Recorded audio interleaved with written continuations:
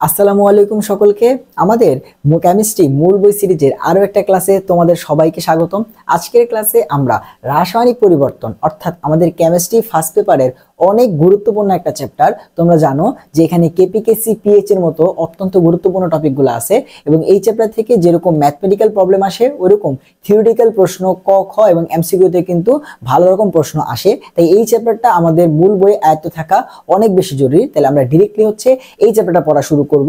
তো এই চ্যাপ্টারটার সম্পর্কে একটু যদি ওভারভিউ দিই, তাহলে এই চ্যাপ্টারের শুরুতে আছে হচ্ছে তোমার রাসায়নিক গতিবিদ্যা, অর্থাৎ তোমার বিক্রিয়ার হার ধ্রুবক এগুলো নিয়ে আলোচনা করা আছে, বিক্রিয়ার ক্রম, ঠিক আছে। এন্ড এরপরে হচ্ছে তোমার রাসায়নিক সাম্যাবস্থা, তার উপরে হচ্ছে তোমার কেপিকেসি লাসাতিলের নীতি, এই জিনিসগুলোর আলোচনা করা আছে এবং লাস্ট পার্টে হচ্ছে পিএইচ এবং একদম লাস্টের দিকে তাপ রসায়ন নিয়ে আলোচনা করা আছে। তাহলে এই হচ্ছে রাসায়নিক পরিবর্তনের ওভারভিউ। তাহলে আমরা ডিরেক্টলি হচ্ছে আমাদের প্রথম টপিকে চলে যাব।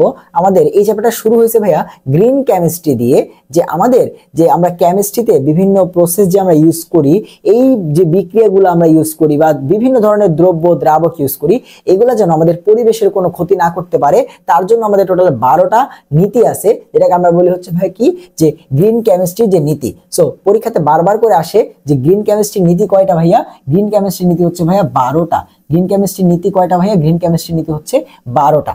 সো আমাদের যেটা করতে হবে, এই যে নীতিগুলা এটা কত সালে দিয়েছিল, এখান থেকে মেডিকেল একবার প্রশ্ন আসছিল, ঠিক আছে। সো আমরা এটা মনে রাখবো যে আমাদের যে তোমার এই যে গ্রিন কেমিস্ট্রি যে নীতিটা, এটা তোমার দেওয়া হয়েছিল 1998 সালে ভাইয়া। 1998 সালে হচ্ছে ভাই কি করছিল, আমাদের গ্রিন কেমিস্ট্রি নীতিটা দেওয়া হয়েছিল এবং সেখানে টোটাল 12টা নীতি আছে। এবং মনে রাখতে হবে যে এই গ্রিন কেমিস্ট্রির নীতিতে একজন ভূমিকা রাখছিল কেমিস্ট, সে হচ্ছে পাউল তাস, ঠিক আছে, পাউল অ্যানাস্তাস, এবং ওনাকে গ্রিন কেমিস্ট্রির জনক বলা হয়। ওনাকে কিন্তু কেমিস্ট্রির জনক না, গ্রিন কেমিস্ট্রির জনক বলা হয়। কাকে?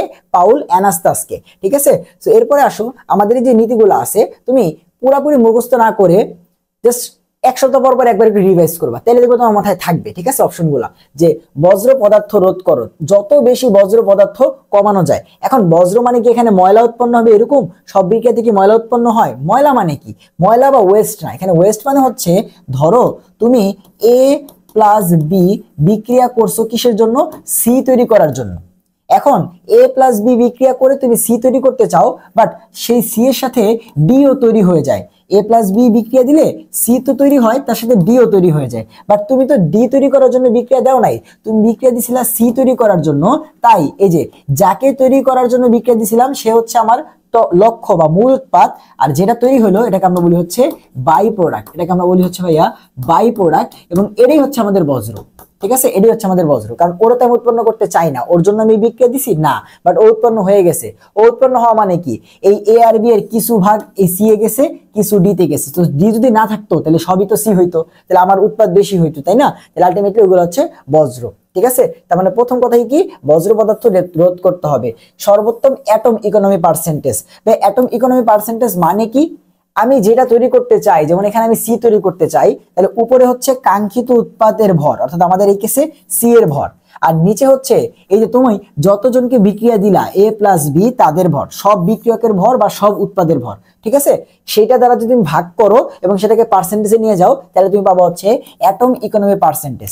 সেই জিনিসটা কি বোঝাচ্ছে, যে তুমি টোটাল কতটুকু বিক্রিয়া দিছিলা আর তুমি যেটা চাইতেছো সেটা কতটুকু উৎপন্ন হয়েছে। তাহলে তুমি যেটা চাইতেছো সেটা যত বেশি হবে, অ্যাটম ইকোনমি তত বেশি হবে।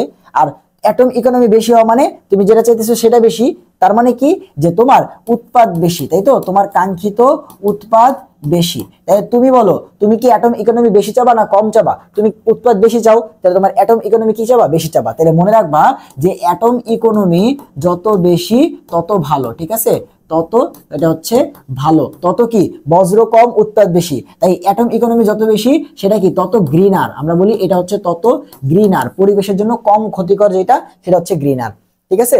এরপর আসো ন্যূনতম ঝুঁকির পদ্ধতির ব্যবহার করা। যে ধরো তুমি দুইটা ভাবে এ প্লাস বি এটা দিয়েও সি তৈরি করতে পারো, আবার তোমার হচ্ছে এ প্লাস ডি এটা থেকেও সি তৈরি করতে পারো। তো তুমি সি চাইতেছো তাই হচ্ছে এদেরকে বিক্রিয়া করাইছো, বাট এই প্রথম বিক্রিয়াতে তোমার যেটা করতে হয়, এটা তোমার হচ্ছে চুল্লি, রাসায়নিক চুল্লিতে প্রায় ধরো 3000 ডিগ্রি সেলসিয়াসে বিক্রিয়াটা করতে হয়। আর সেকেন্ডটা হচ্ছে তোমার মাত্র 20 ডিগ্রি সেলসিয়াসে বিক্রিয়াটা করা যায়, তবে এখানে তোমার হচ্ছে 100 atm চাপ দিতে হয়, ধর এরকম কিছু একটা। তাহলে তুমি বলো কোনটা তোমার জন্য ভালো? এখানে 3000 ডিগ্রি সেলসিয়াসে এই কাজটা করতে হবে, তাহলে এটা ঝুঁকি বেশি, এটা ঝুঁকি কম। তাহলে আমরা সবসময় কি চেষ্টা করব, যে ঝুঁকি যত কম সেই পদ্ধতিটা ব্যবহার করতে। এরপর আসো যে ভাইয়া নিচের দিকে 4 নাম্বার কি, নিরাপদ কেমিক্যাল পরিকল্পনা। আমরা যে কেমিক্যালটা ব্যবহার করব সেটা যেন হচ্ছে ক্ষতিকর না হয়, ঠিক আছে, বা যতটুকু ক্ষতিকর ক্ষতি এটা কমানো যায় ততটুকু হচ্ছে আমরা ব্যবহার করব। এরপরে নিরাপদ দ্রাবক ব্যবহার, সেম টু সেম দ্রাবকটাকে নিরাপদ হতে হবে, ঠিক আছে। বিক্রিয়ার দক্ষতা, শক্তি দক্ষতা পরিকল্পনা, যে আমরা একটা বিক্রিয়া যে করব সেই বিক্রিয়া থেকে আলটিমেটলি আমরা কত পার্সেন্ট শক্তি পাচ্ছি সেই জিনিসগুলো হিসাব করব। যে আমরা এই রাস্তা দিয়ে গেলে হয়তো হচ্ছে তোমার 70% শক্তি ইউজ করতে পারতেছি, এইখান দিয়ে গেলে 60%, তাহলে আমরা কি করব, যেখান থেকে শক্তি বেশি সেটাই ইউজ করব। তাহলে এই পরিকল্পনাটা আমাদেরকে করতে হবে আগে। এরপরে নবায়নযোগ্য কাঁচামাল ব্যবহার, ভাই যেটাকে বারবার ব্যবহার করা যায়, ঠিক আছে, একবার ইউজ করলে তারপর আবার ইউজ করা যায়, সেরকম জিনিসটি আমরা ইউজ করব, নবায়নযোগ্য কাঁচামাল ব্যবহার করব। এরপরে ন্যূনতম উপজাতক বা বাই প্রোডাক্ট, এই যে বাই প্রোডাক্ট যত কম হবে তত আমাদের জন্য ভালো। প্রভাবন প্রয়োগ, আমরা জানি প্রভাবক দিলে কি হয়, প্রভাবক দিলে বিক্রিয়া দ্রুত হয়। প্রভাবকের কাজ হচ্ছে কোনো বিক্রিয়াকে দ্রুত করা, বিক্রিয়া দ্রুত হয়। প্রভাবক দিলে কি হয় ভাইয়া, বিক্রিয়া দ্রুত হয়। তাহলে তুমি কি চাবা তোমার বিক্রিয়া 1 মাস পরে হোক? আজকে দুজনকে দিয়ে রাখছো, বিক্রিয়া করে 1 মাস পর কিছু তৈরি হয়েছে না, তুমি চাবা বিক্রিয়াটা ফাস্ট হোক, তাহলে প্রভাবক দিতে হবে, প্রভাবন প্রয়োগ। এরপরে প্রাকৃতিক রূপান্তর পরিকল্পনা, ঠিক আছে, যে তোমার এই যে প্রাকৃতিক রূপান্তর মানে কি, যে বায়োডিগ্রেডেবল, মানে তুমি এটাকে কি করতে পারবা, পরিবেশের জন্য আবার তোমার জন্য ক্ষতিকর না হয়, আবার তুমি চাইলে ইউজ করতে পারবা, মানে হচ্ছে নবায়নযোগ্য টাইপের। সো বায়োডিগ্রেডেবল মানে কি, ওই যে তোমাদের মনে আছে, বায়োডিগ্রেডেবল মানে হচ্ছে যেটাকে কি করা যায়, তোমার পরিবেশের জন্য ক্ষতিকর না, যেটা হচ্ছে পচে যায় এবং পচে তোমার আবার ইউজ করবো, কোনো সমস্যা নেই। বাট এই যে আমরা প্লাস্টিক পড়ছিলাম, যে প্লাস্টিক হচ্ছে নন বায়োডিগ্রেডেবল, কিসের জন্য, কারণ প্লাস্টিক পরিবেশে কখনো পচে না, কিছুই করে না। প্লাস্টিক জ্যামে রাখবা, বছরের পর বছর প্লাস্টিক ওরকমই থাকে, মাটির যে তোমার উপাদান তার সাথে বিক্রিয়া করে না, ঠিক আছে। তো এগুলো ব্যবহার করা যাবে না, যতটুকু সম্ভব প্রাকৃতিক রূপান্তর করা যায় বা বায়োডিগ্রেডেবল দিয়ে ইউজ করতে হবে, নন বায়োডিগ্রেডেবল কি ইউজ করা যাবে না, ঠিক আছে। এরপরে যথাসময়ে দূষণ নিয়ন্ত্রণ, দূষণ যেন সব থেকে কম হয়, ঠিক আছে, দূষণ যেন সব থেকে কম হয়। লাস্টলি হচ্ছে দুর্ঘটনা প্রতিরোধ, যতটুকু সম্ভব দুর্ঘটনা প্রতিরোধ করতে হবে। তাহলে এই হচ্ছে আমাদের গ্রিন কেমিস্ট্রির 12টা নীতি, ঠিক আছে। তো দেখো এমসিকিউ বলতেছে যে গ্রিন বা সবুজ কেমিস্ট্রি বা রসায়নে কোনটা রয়েছে, ক্ষতিকর বজ্র পদার্থ উপাদান রোধ করা, হ্যাঁ এটা তো প্রথম। সর্বাধিক উৎপাদ তৈরি, এরকম কোনো কিছু কি ভাইয়া পড়ছি যে সর্বাধিক উৎপাদ তৈরি ডিরেক্টলি ছিল না, হ্যাঁ তোমার হচ্ছে ডিরেক্টলি ছিল না, ইনডিরেক্টলি আমরা কি চাই, সর্বাধিক উৎপাদ তৈরি করতে চাই, ঠিক আছে, বাট সর্বাধিক উৎপাদ তৈরি এরকম কোনো টার্ম কিন্তু এখানে ছিল না। তুমি দেখো গ্রিন কেমিস্ট্রি, দুর্ঘটনা প্রতিরোধ, প্রাকৃতিক রূপান্তর পরিকল্পনা, যথাসময় দূষণ নিয়ন্ত্রণ, প্রভাবন, ন্যূনতম উপজাতক, এরপরে নবায়নযোগ্য কাঁচামাল, বিক্রিয়ার শক্তি দক্ষতা, নিরাপদ দ্রাবক, নিরাপদ কেমিক্যাল, আচ্ছা এরপর হচ্ছে তোমার ন্যূনতম ঝুঁকির পদ্ধতি, সর্বোত্তম অ্যাটম ইকোনমি, বজ্রপথ রোধকরণ। অর্থাৎ কোথাও সর্বাধিক উৎপাদ তৈরি এরকম কোনো টার্ম নাই, তাই না? তাহলে এইরকম কোনো টার্ম কিন্তু আমরা তোমার গ্রিন কেমিস্ট্রির 12টা নীতিতে পাচ্ছি না। নবায়নযোগ্য কাঁচামাল তো আছে, মানে 1 আর 3, তাহলে অ্যান্সার কত হবে, গ, অ্যান্সার কত হবে, গ, ঠিক আছে। তাহলে এই হচ্ছে আমাদের গ্রিন কেমিস্ট্রি। তো এরপরে আসো গ্রিন কেমিস্ট্রি গেল, ঠিক আছে। আচ্ছা আরেকটা টার্ম আছে যেটা হাজির স্যারের বইতে নাই, আমি একটু পড়াই দিচ্ছি, যে গ্রিন কেমিস্ট্রি এবং আরেকটা হচ্ছে ভাই ই ফ্যাক্টর, আরেকটা হচ্ছে কি ভাইয়া, আরেকটা হচ্ছে ই ফ্যাক্টর, এটা কবি স্যারের বইতে আছে, তা একটু পড়াই দিচ্ছি এখানে। সো ই ফ্যাক্টরটা কি, অ্যাটম ইকোনমির উল্টা। অ্যাটম ইকোনমিতে কি করতাম, যে কতটুকু তোমার হচ্ছে আমরা কাঙ্ক্ষিত উৎপাদ তৈরি করতেছি সেইটা, আর ই ফ্যাক্টর হচ্ছে উপরে আমরা দিব যে বজ্র কতটুকু, আর নিচে দিব হচ্ছে মোট তুমি হচ্ছে যতগুলা বিক্রিয়া করলা সেটার ভর, ঠিক আছে। অর্থাৎ তুমি এখান থেকে কার পার্সেন্টেজ বের করবা, বজ্র কতটুকু, আর অ্যাটম ইকোনমি কি ছিল, অ্যাটম ইকোনমি ছিল যে তুমি কাঙ্ক্ষিত উৎপাদ কতটুকু, ঠিক আছে, কাঙ্ক্ষিত, এতটুকুই পার্থক্য, ঠিক আছে। তাহলে তুমি দেখো, তাহলে অ্যাটম ইকোনমি যত বেশি আমার কাঙ্ক্ষিত উৎপাদ বেশি, তাহলে এটা কি তত গ্রিনার, এটা কি তত গ্রিনার, এটা আমরা পড়ে আসলাম। আর ই ফ্যাক্টর যত বেশি মানে কি বজ্র বেশি, তার মানে এটা তত কি তোমার তত কম গ্রিনার, তত কম গ্রিনার। তাহলে মনে থাকবে ই ফ্যাক্টর বেশি হইলে কম গ্রিনার, অ্যাটম ইকোনমি বেশি হইলে বেশি গ্রিনার, ঠিক আছে। তাহলে একটা একটা কিন্তু উল্টা, এবং এটা হাজির স্যারের বইতে নাই, তাই একটু পড়াই দিলাম। তো নিচের দিকে আসো, ওকে। এখানে স্মোক নিয়ে একটু কথাবার্তা বলে দেওয়া আছে। ভাই স্মোক কি, ঠিক আছে, স্মোক বা ধোঁয়া কি। স্মোক এর মধ্যে দেখো দুইটা কথা আছে, স্মোক বা ধোঁয়া এবং ফগ বা বাষ্প, এই দুইটা থেকে স্মোক কথাটা আছে। তোমার কি জানা লাগবে যে ভাইয়া স্মোকের মধ্যে কি থাকে, সালফার ডাইঅক্সাইড, এবং তুমি জানো সালফার ডাইঅক্সাইডের কারণে শ্বাসতন্ত্রের সমস্যা হয়, যেমন ব্রঙ্কাইটিস, নিউমোনিয়া ইত্যাদি রোগ হইতে পারে। সেখান থেকে আবার প্রশ্ন আসছিল যে স্মোকে কি থাকে, স্মোকে থাকে সালফার ডাইঅক্সাইড, ঠিক আছে। স্মোকের কারণে কি হয়, তোমার হচ্ছে শ্বাসকষ্টের রোগ হইতে পারে বা নিউমোনিয়া এগুলো রোগ হইতে পারে। বিক্রিয়া, সো বিক্রিয়ার দিকের উপর ভিত্তি করে বিক্রিয়া দুই রকম, একমুখী বিক্রিয়া, উভমুখী বিক্রিয়া। প্রকৃতপক্ষে দুনিয়াতে যত বিক্রিয়া আছে সব বিক্রিয়াই উভমুখী বিক্রিয়া, একমুখী কোনো বিক্রিয়া নাই।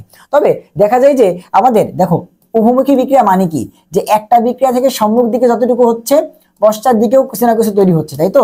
উৎপাদ থেকে বিক্রিয়ক হয়, বিক্রিয়ক থেকে উৎপাদ হয়, এটা উভমুখী বিক্রিয়া বলি। বাট যদি এরকম হয় যে উৎপাদ থেকে বিক্রিয়ক হওয়ার যে পার্সেন্টেজ সেটা অনেক কম, তাহলে তখন কি আমরা খালি বিক্রিয়াটাকে সামনের দিকে চিন্তা করতে পারি না, তখন আমরা সেই বিক্রিয়াটাকে বলি একমুখী বিক্রিয়া। যেই বিক্রিয়াতে পিছনের দিকে বিক্রিয়াটা আসার তোমার পার্সেন্টেজটা অনেক কম, সেখানে আমরা এটাকে ইগনোর করতে পারি, তখন সেটা কি শুধুমাত্র সামনের দিকে যায়, এই বিক্রিয়াটাকে আমরা বলি একমুখী বিক্রিয়া, ঠিক আছে। সো একমুখী বিক্রিয়া মানে কি, যে বিক্রিয়া শুধুমাত্র সামনের দিকে যায় সেটা একমুখী বিক্রিয়া, যে বিক্রিয়া সামনে পিছনে দুই দিকে যায় সেটা হচ্ছে উভমুখী বিক্রিয়া। 9-10 থেকে পড়ে আসতেছি, তাই না। ওকে, এরপর আমাদের কি করতে হবে, তুমি একটু নিচের দিকে চলে আসবা। উভমুখী বিক্রিয়ার বৈশিষ্ট্য কি, উভয় দিক থেকে শুরু করা যায়, বিক্রিয়া কখনো সম্পূর্ণ হয় না, কারণ একটা থেকে আরেকটাই হয় এবং এটা থেকে এটাই কনভার্ট হয়, তাই না। সেগুলো কিন্তু আমরা জানি, ঠিক আছে।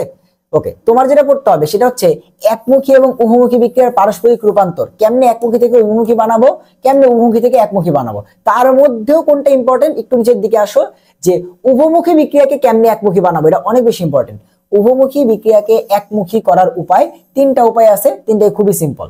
একটা হচ্ছে ভাইয়া বদ্ধ পাত্রে উভমুখী বিক্রিয়াকে আমরা যদি খোলা পাত্রে নিয়ে আসি, তাহলে সেটা কি হয়ে যাবে, একমুখী হয়ে যাবে। কেমনে, যেমন ধরো এরকম একটা স্পেশাল বিক্রিয়া হচ্ছে আমাদের চুনা পাথরের যে বিক্রিয়াটা আছে। তো ধরো এখানে কি আছে, চুনা পাথর। আমরা জানি চুনা পাথর যদি ভেঙে যায় তাহলে সেখান থেকে তৈরি হয় চুন এবং কার্বন ডাইঅক্সাইড, এবং তুমি জানো এই যে কার্বন ডাইঅক্সাইড হচ্ছে একটা কি গ্যাস।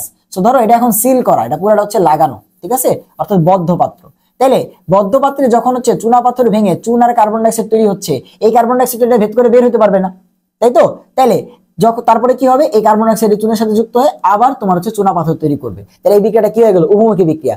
এটা ভেঙে চুন আর কার্বন ডাইঅক্সাইড, আবার কার্বন ডাইঅক্সাইডের ও মিলে চুনা পাথর।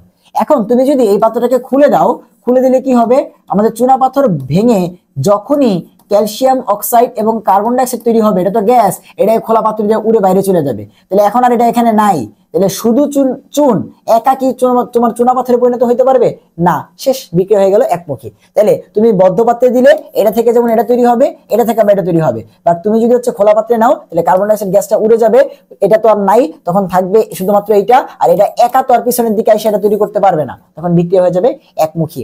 এরপরে বিক্রিয়াজাত পদক্ষেপ আলাদা করে, কোন বিক্রিয়াতে যদি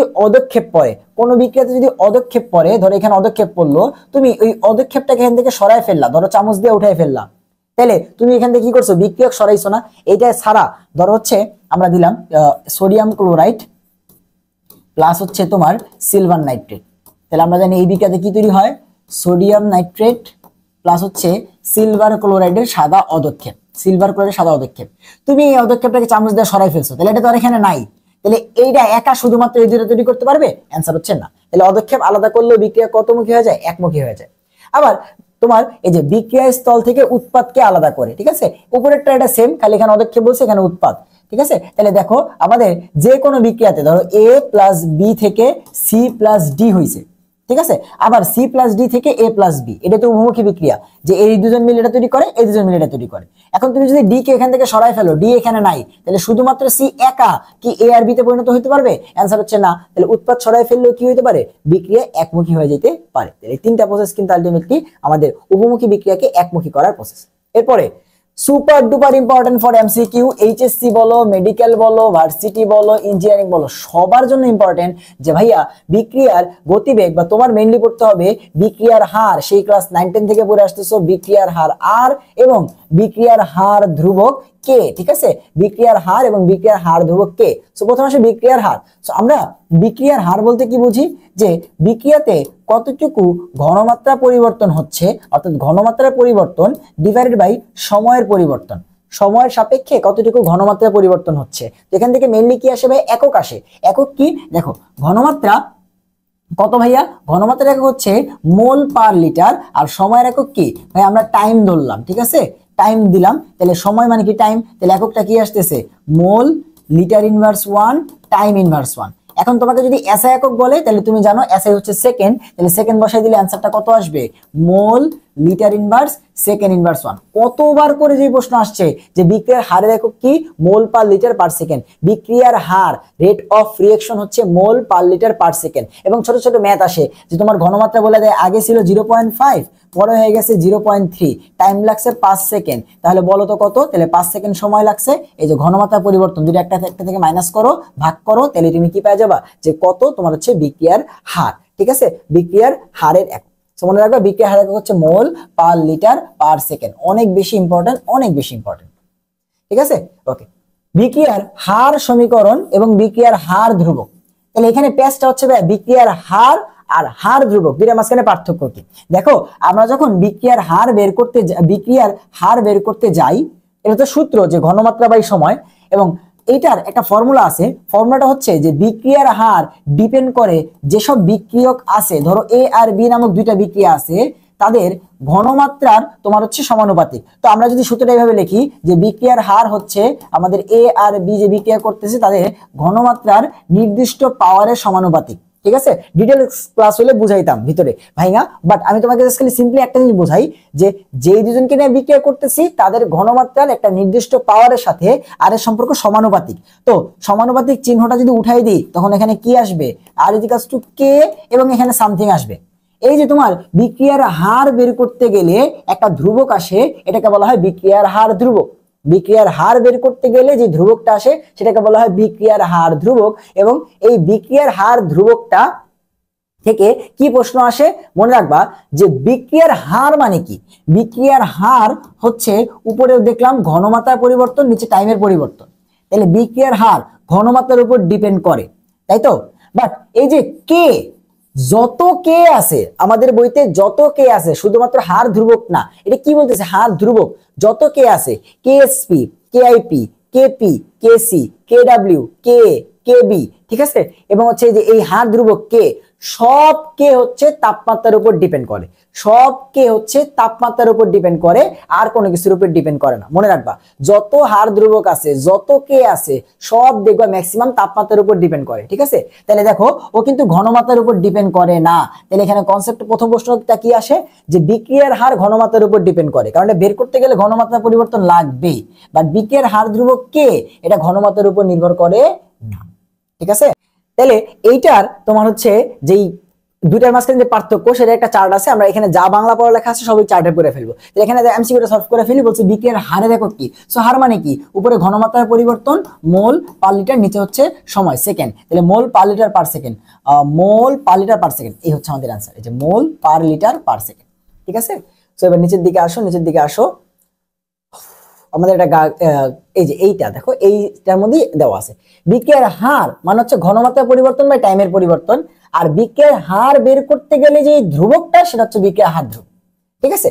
সো আমাদের একটা কথাই বলছি যে বিক্রিয়ার হার এটা তাপমাত্রার উপরে ডিপেন্ড করে, এটা ঘনমাত্রার উপরে ডিপেন্ড করে। বাট বিক্রিয়ার হার ধ্রুবক যত কে আছে সে শুধুমাত্র তাপমাত্রার উপর ডিপেন্ড করে, কিন্তু ঘনমাত্রার উপর ডিপেন্ড করে না। দেখো এখানে দেওয়া আছে বিক্রিয়ার হার ধ্রুবক ঘনমাত্রার উপর নির্ভর করে না, এটি একটি ধ্রুবক। তাহলে এখান থেকে বুঝতে পারতেছো যে এই এমসিকিউটা কিন্তু সবার প্রথমে আসবে, ঠিক আছে। এরপরে একক, দুইটার একক কি? বিক্রিয়ার হার একক আমরা দেখলামই যে বিক্রিয়ার হার বললে মোল পার লিটার পার সেকেন্ড, এবং বিক্রিয়ার হার ধ্রুবকের একক কি, ঠিক আছে। সো বিক্রিয়ার হার ধ্রুবক কে, এইটার একক বিক্রিয়ার কে এর একক, হার ধ্রুবক কে এর একক টোটালি ডিপেন্ড করে যে বিক্রিয়ার ক্রমের উপরে, বিক্রিয়ার ক্রমের উপর। শর্টকাট আমি তোমাদের বের করা শিখাই দিব, কোনো সমস্যা নাই, বাট একটু বোঝার চেষ্টা করো যে বিক্রিয়ার হার ধ্রুবক ডিপেন্ড করে বিক্রিয়ার ক্রমের উপরে। বিক্রিয়ার কিসের উপরে? ক্রমের উপরে। এখন ক্রম কি? ক্রম কি দেখো, আমরা যখন হচ্ছে এই যে বললাম যে আর এটা তোমার হচ্ছে বের করতে গেলে কে, যেই দুজনকে তুমি বিক্রিয়া করাইতেছো বা যাদের বিক্রিয়া করাইতেছো তাদের একটা নির্দিষ্ট পাওয়ার এর তোমার হচ্ছে সমানুপাতিক, এটা আমরা বলি না। সো এই যে তোমার যে পাওয়ারটা এক্স এবং ওয়াই, এই দুইটা যোগফলকে বলা হয় হচ্ছে তোমার ক্রম, ঠিক আছে, বিক্রিয়ার ক্রম বলা হয়। এখন এই বিক্রিয়ার ক্রম কেমনে বের করা হয়? এইটা বের করা হয় তোমার হচ্ছে এক্সপেরিমেন্ট থেকে। এক্সপেরিমেন্টালি প্রত্যেকটা বিক্রিয়াতে চেক করে করে দেখা হয় যে ওই বিক্রিয়ার হারটা তোমার হচ্ছে যাদের নিয়ে হচ্ছে বিক্রিয়া করতেছি তাদের উপরে এক্স এবং ওয়াই এর মানটা কত, সেই মান দুইটার যোগফলকে আমরা বলি হচ্ছে ক্রম। তখন দেখা হয় আচ্ছা ঠিক আছে, যদি দুইটার যোগফল 0 আসে তখন এটাকে আমরা বলি শূন্য ক্রম বিক্রিয়া, যদি দুইটার যোগফল 1 আসে তখন আমরা বলি হচ্ছে প্রথম ক্রম বিক্রিয়া, 2 আসলে দ্বিতীয় ক্রম বিক্রিয়া, 3 আসলে তৃতীয় ক্রম বিক্রিয়া। বুঝতে পারছো? তাহলে এই পুরো জিনিসটাই এক্স এবং ওয়াই ক্রম কই থেকে আসে ভাইয়া? এক্সপেরিমেন্ট থেকে। ঠিক আছে, এক্সপেরিমেন্টাল, পুরো মানটা হচ্ছে এক্সপেরিমেন্টাল। সো আমাদের কাজ কি? আমাদের কাজ হলো জাস্ট খালি এতটুকুই জানা যে কোন ক্রম হইলে বিক্রিয়ার হার ধ্রুবকের একক কি, জাস্ট এতটুকুই।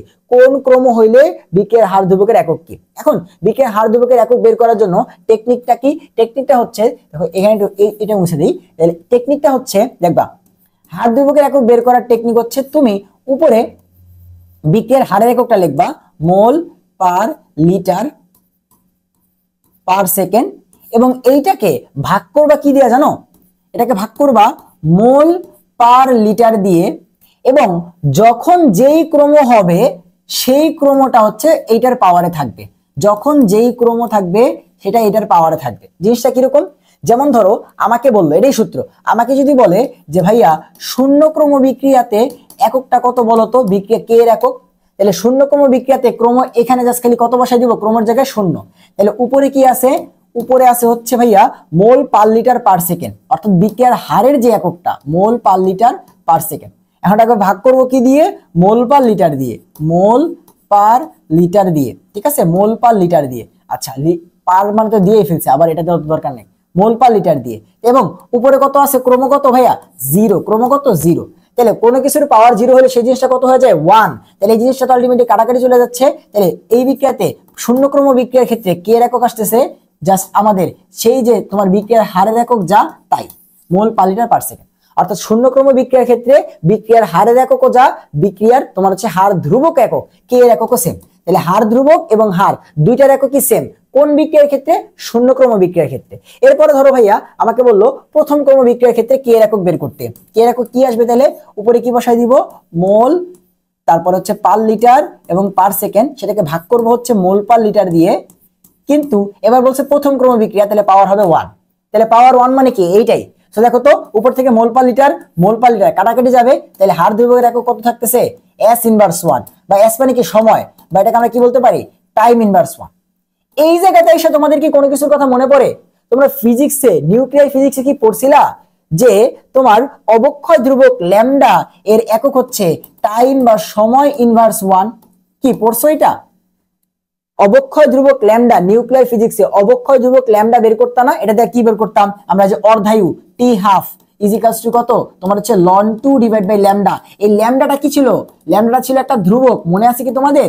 এই ল্যামডাই হচ্ছে আলটিমেটলি আমাদের সেই অবক্ষয় ধ্রুবকটাই আলটিমেটলি কি আমাদের সেই এই বিক্রিয়ার, যেসব বিক্রিয়া নিয়ে এখানে আলোচনা করতাম সেই বিক্রিয়ার হার ধ্রুবক। ঠিক আছে, সেই বিক্রিয়ার হার ধ্রুবক। তাহলে মনে রাখতে হবে যে এই যে আমরা ফিজিক্সে যে ম্যাথগুলা করি সেগুলা কত ক্রম বিক্রিয়ার জন্য ম্যাথগুলা করি? প্রথম ক্রম বিক্রিয়ার জন্য। ফিজিক্সে আমরা যে ম্যাথগুলা হিসাব করি সেগুলো সবগুলা ফার্স্ট অর্ডার রিঅ্যাকশন বা প্রথম ক্রম বিক্রিয়া দিয়ে হিসাব করি। স্যার আমাদের এত কিছু এখানে জানা দরকার নাই। এরপরে ধরো হচ্ছে বাকিটা বের করি, একটু ফাঁকা জায়গা নিয়ে নি। ধরো এখানে আমরা কি দেখলাম? এবার ধরো দ্বিতীয় ক্রমের জন্য একক বের করতে চাই, সেটা কত আসবে? তাহলে উপরে হচ্ছে ভাইয়া মোল পার লিটার পার সেকেন্ড, সেটাকে ভাগ করব কি দিয়ে? মোল পার লিটার দিয়ে, মোল পার লিটার দিয়ে। কিন্তু এবার কত বলছি? দ্বিতীয় ক্রম, তাহলে পাওয়ার কত হয়ে যাবে? 2। তাহলে এবার দেখো উপরে আছে একটা, নিচে আছে হচ্ছে তোমার দুইটা, তাহলে কাটাকাটি যাবে, স্কোয়ার নিচে একটা পড়ে থাকবে। তাহলে একক কি আসলো? একক আসলো হচ্ছে দেখো এবার মোল নিচে আছে এবং ভাগের নিচে পার লিটার আছে, তাহলে লিটার উপরে চলে যাবে এবং কি থাকবে? সেকেন্ড ইনভার্স 1 এবং মোল ইনভার্স 1। ঠিক আছে, তাহলে এই দেখো এটা হচ্ছে আমাদের একক। এইভাবে তুমি হচ্ছে তৃতীয় বললে এখানে 3 বসাই দিবা। এভাবে তুমি কি করে বের করতে পারবা? যে কোনো ক্রম বিক্রিয়ার জন্য বিক্রিয়ার হার ধ্রুবকের এককটা বের করতে পারবা। ঠিক আছে, তাহলে এই হচ্ছে আমাদের কনসেপ্ট। ঠিক আছে, এই হচ্ছে বিক্রিয়ার হার এবং হার ধ্রুবকের যে প্যাচটা ছিল এবং ক্রম যেটা ছিল সেটা হচ্ছে আমাদের চাপ। ঠিক আছে, ওকে, কোনো কিছু স্কিপ করে আসলাম কিনা ভাইয়া একটু দেখি উপরে গিয়ে। আচ্ছা আচ্ছা, ব্যাখ্যা দেওয়া আছে, দরকার নেই। ঠিক আছে, ওকে। তাহলে এখান থেকে মনে রাখবা কি আসবে? বিক্রিয়ার হারের একক কি, হার ধ্রুবকের একক কি। কিন্তু হার ধ্রুবকের একক বের করার জন্য তোমাকে আবার কি করতে হবে? বলতে হবে যে এটা কি শূন্য ক্রম বিক্রিয়া, এটা কি প্রথম ক্রম বিক্রিয়া, এটা কি দ্বিতীয় ক্রম বিক্রিয়া, এভাবে হিসাব করতে হবে। ঠিক আছে, এবং কেমন হিসাব করতে হবে এটা কিন্তু ভাইয়া 3টার ক্ষেত্রে করে দেখাইলাম। ওকে, নিচের দিকে আসো, নিচের দিকে আসো। তো এই চ্যাপ্টারে পড়ার মতো আসলে অনেক কিছু আছে, ঠিক আছে, পড়ার মতো আসলে অনেক কিছুই আমাদের আছে। তো ভাই একদম ধরে ধরে পড়াই দিব, কোনো সমস্যা নাই। কারণ হচ্ছে এই চ্যাপ্টারটা আসলে অনেক একটু এই প্রথম পার্টটাই পড়তে গেলে বলা মানে হচ্ছে অবস্থা খারাপ হয়ে যায়, ঠিক আছে। সেই যে হারের একক সবসময় কি আসবে, হারের একক উপরে আসবে হচ্ছে তোমার মোল পার লিটার পার সেকেন্ড, সেটাকে ভাগ করবো কি দিয়ে, মোল পার লিটার দিয়ে, ঠিক আছে। সো সবসময় এটা সবসময় মনে রাখবা যে তোমরা কিভাবে ভাগ করবো, যে এটা কিন্তু আমরা বারবার বলতেছি যে মোল পার লিটার পার সেকেন্ডকে ভাগ করব হচ্ছে মোল পার লিটার দিয়ে, এবং এখানে পাওয়ারে থাকবে হচ্ছে ক্রম, শূন্য হইলে শূন্য বসাবা, প্রথম ক্রম বললে প্রথম বসাবা, দ্বিতীয় ক্রম বললে দ্বিতীয় বসাবা, ঠিক আছে। ওকে, দেন আমাদের এইখানে এই বইটাতে কিছু ক্রমর বিক্রিয়ার উদাহরণ দেওয়া আছে, সেখান থেকে ডাইরেক্ট প্রশ্ন আসবে। দেখো শূন্য ক্রম বিক্রিয়ার একটা উদাহরণ দেওয়া আছে, সেটা কি বিক্রিয়া, এই যে দেখো H2 + Cl2 থেকে 2HCl, সূর্যালোকের উপস্থিতিতে যে আলোক বিক্রিয়া হয়েছে, এই বিক্রিয়াটা একটা শূন্যক্রম বিক্রিয়া। সো পরীক্ষাতে ডাইরেক্টলি বলবে নিচের কোন বিক্রিয়াটা একটা শূন্যক্রম বিক্রিয়া, অপশন এটা থাকবে। তুমি জাস্ট খালি দেখে রাখো শূন্যক্রম বিক্রিয়ার উদাহরণে তোমার বইয়ে কোনটা দেওয়া আছে, H2Cl2 থেকে Hμ বা আলোর উপস্থিতিতে তৈরি হয় HCl, এটা দেওয়া আছে। এরপরে প্রথম ক্রম বিক্রিয়ার মধ্যে কি দেওয়া আছে, N2O5 থেকে 4NO2 প্লাস অক্সিজেন, প্রথম ক্রম বিক্রিয়াতে এই বিক্রিয়াটা উদাহরণ আকারে দেওয়া আছে। দ্বিতীয় ক্রম বিক্রিয়াতে কি দেওয়া আছে, এই যে H2I2 থেকে 2HI, দেখো এত ইম্পর্টেন্ট একটা বিক্রিয়া, সেই বিক্রিয়াটা একটা দ্বিতীয় ক্রম বিক্রিয়া বা সেকেন্ড অর্ডার রিঅ্যাকশন। NO2 থেকে NO plus oxygen, second order reaction. NaCl থেকে 2NO plus chlorine, second order reaction. NO2 plus carbon monoxide থেকে নাইট্রিক অক্সাইড এবং carbon die oxide, second order reaction. তাহলে তুমি তোমার বইয়ে ফার্স্ট অর্ডারে কোনটা দেওয়া আছে, তারপরে জিরো অর্ডার বা শূন্য ক্রম বিক্রিয়াতে কোনটা দেওয়া আছে, এবং সেকেন্ড অর্ডার রিঅ্যাকশনে কোনটা দেওয়া আছে, এই উদাহরণগুলো খালি একটু দেখে রাখবা, ঠিক আছে, যেন বলতে পারো। ওই দেখো যে অর্ধায়ুগুলার ম্যাথ দেওয়া আছে। ফার্স্ট অর্ডার রিঅ্যাকশনের ক্ষেত্রে বিক্রিয়ার হার দেবো কে রাখো, কি আসলো, টাইম ইনভার্স 1 আসলো না, এই কে আলটিমেটলি হচ্ছে সেই ফিজিক্সের ল্যামডা, ঠিক আছে। ওকে, ম্যাথ দেওয়া আছে, ম্যাথ তো আমরা মেন বই থেকে করতেছি না, তাই না। সো বিক্রিয়ার হারের উপর ডিপেন্ড করে একটা জিনিসই, সেটা হচ্ছে ভাই টেম্পারেচার, টেম্পারেচার, টেম্পারেচার, টেম্পারেচার। আচ্ছা,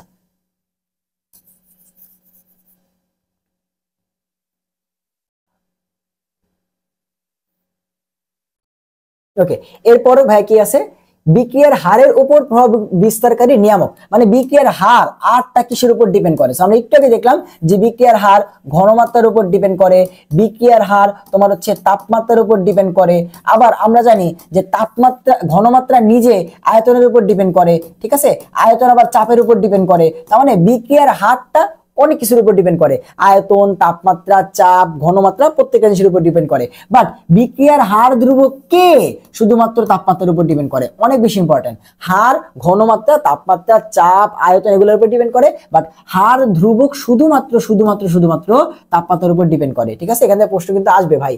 তো এখানে অন্য সবকিছুই তো আছে, বাট মেইন বিক্রিয়ার হারটা 3টা জিনিসের উপর, তাপমাত্রা, চাপ এবং ঘনমাত্রা, ঠিক আছে। তাহলে দেখো আমাদের এই জিনিসটার সাথে আরো একটা জিনিসের মিল আছে, সেটা হচ্ছে লাস্ট 3 লাইন নীতি, তাই না। আমরা দেখছিলাম সাম্যাবস্থায় 3 জিনিসের উপর ডিপেন্ড করে, তাপমাত্রা, চাপ, ঘনমাত্রা। তো সেম মনে রাখবা যে বিক্রিয়ার হারও 3টা জিনিসের উপর ডিপেন্ড করে, তাপমাত্রা, চাপ এবং ঘনমাত্রা, ঠিক আছে। তো মনে রাখবা তাপমাত্রা বাড়াইলে সেই বিক্রিয়াগুলো কি ছোটাছুটি বেশি হয়, বিক্রিয়াগুলো আলটিমেটলি ফাস্ট হয়, বিক্রিয়ার গতি বাড়ে, বিক্রিয়ার হার বাড়ে, এবং দেখা যায় যে তোমার প্রতি 10 ডিগ্রি সেলসিয়াস তাপমাত্রা বাড়ার কারণে বিক্রিয়া 2 থেকে 3 গুণ বৃদ্ধি পায়, ঠিক আছে। প্রতি 10 ডিগ্রি সেলসিয়াস বাড়ার কারণে বিক্রিয়া 2 থেকে 3 গুণ বৃদ্ধি পায়। তাহলে মনে রাখবা তাপমাত্রা বাড়াইলে বিক্রিয়ার হারও বেড়ে যায়, ঠিক আছে।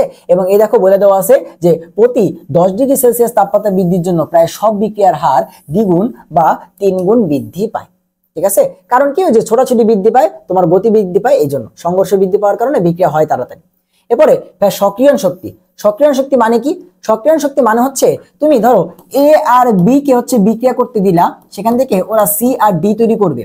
সো এ আর বি এইটা তোমার হচ্ছে বিক্রিয়া করার জন্য তুমি যে দিলা, সাথে সাথে কিন্তু বিক্রিয়া হবে না, এদেরকে বিক্রিয়া করার জন্য একটা নির্দিষ্ট পরিমাণের শক্তির স্তর পার করতে হবে। জিনিসটা কিরকম, যেমন ধরো এ আর বি আমি যে বর্তমানে দিছি, এটা হচ্ছে আমাদের এ আর এটা হচ্ছে আমাদের বি, এদেরকে বিক্রিয়া করতে দিছি, সেখান থেকে আমি হচ্ছে সি তৈরি করতে চাই, এটা হচ্ছে আমাদের সি, তাই তো, এবং হচ্ছে আমাদের ডি সাথেও তৈরি হবে, তাহলে এটা হচ্ছে আমাদের ডি। এটা তৈরি করতে হলে কি করতে হবে, এখানে সামনে একটা শক্তির পাহাড় আমরা এইভাবে চিন্তা করি যে এইটা আছে। এখন তুমি সহজ বুঝতে পারবা যে এ আর বি যদি বিক্রিয়া করে সি আর ডি তৈরি করতে চায়, তাহলে ওদেরকে অবশ্যই এই শক্তির পাহাড়টাকে অতিক্রম করে তারপরে গিয়ে তৈরি করতে হবে। তাহলে সক্রিয়ণ শক্তি মানে হচ্ছে তোমার লোয়েস্ট বা ন্যূনতম যতটুকু শক্তি তোমার হচ্ছে একটা বিক্রিয়া শুরু করার জন্য বা স্টার্ট করার জন্য লাগে সেটাকে বলা হয় সক্রিয়ণ শক্তি। সো এ আর বি বর্তমানে এখানে আছে, ওরা যখন এই পাহাড়টায় যে পাড়ি দিবে, দেখো এই পজিশনটা পর্যন্ত যে শক্তিটা গেইন করা লাগবে এই শক্তিটাকে আমরা বলি হচ্ছে সক্রিয়ণ শক্তি। অর্থাৎ একটা বিক্রিয়া স্টার্ট করতে, সক্রিয় করতে যেই শক্তিটা লাগে ন্যূনতম তাকে বলা হয় সক্রিয়ণ শক্তি। ঠিক আছে, যে বিক্রিয়ার স্টার্টের শক্তি। ঠিক আছে, তাহলে এটাকে বলা হয় সক্রিয়ণ শক্তি বা অ্যাক্টিভেশন এনার্জি, সক্রিয়ণ শক্তি বা অ্যাক্টিভেশন এনার্জি। তো ওই সক্রিয়ণ শক্তি আরহেনিয়াসের ইকুয়েশন থেকে বের করা যায়, এখানে আরহেনিয়াসের ইকুয়েশনটা দেওয়া আছে। তো আমাদের যেটা করতে হবে, আমরা নিচে চলে যাব, বই থেকে তো আমরা ম্যাথ করতেছি না তাই না, এবং এমসিকিউ গুলো পাইলে সলভ করে ফেলবা। বলছে হারের উপরে প্রভাব আছে কি, হার বলছে হার মানে আর সব আছে, তাপমাত্রা, চাপ বলো, ঘনমাত্রা তিনটারই আছে, বাট হার ধ্রুবক বললে শুধুমাত্র তাপমাত্রা, মনে যেন থাকে। যত কে আছে সব তাপমাত্রা, ভাই কিন্তু আগেই বলে দিছি। ঠিক আছে, নিচের দিকে আসো, নিচের দিকে আসো।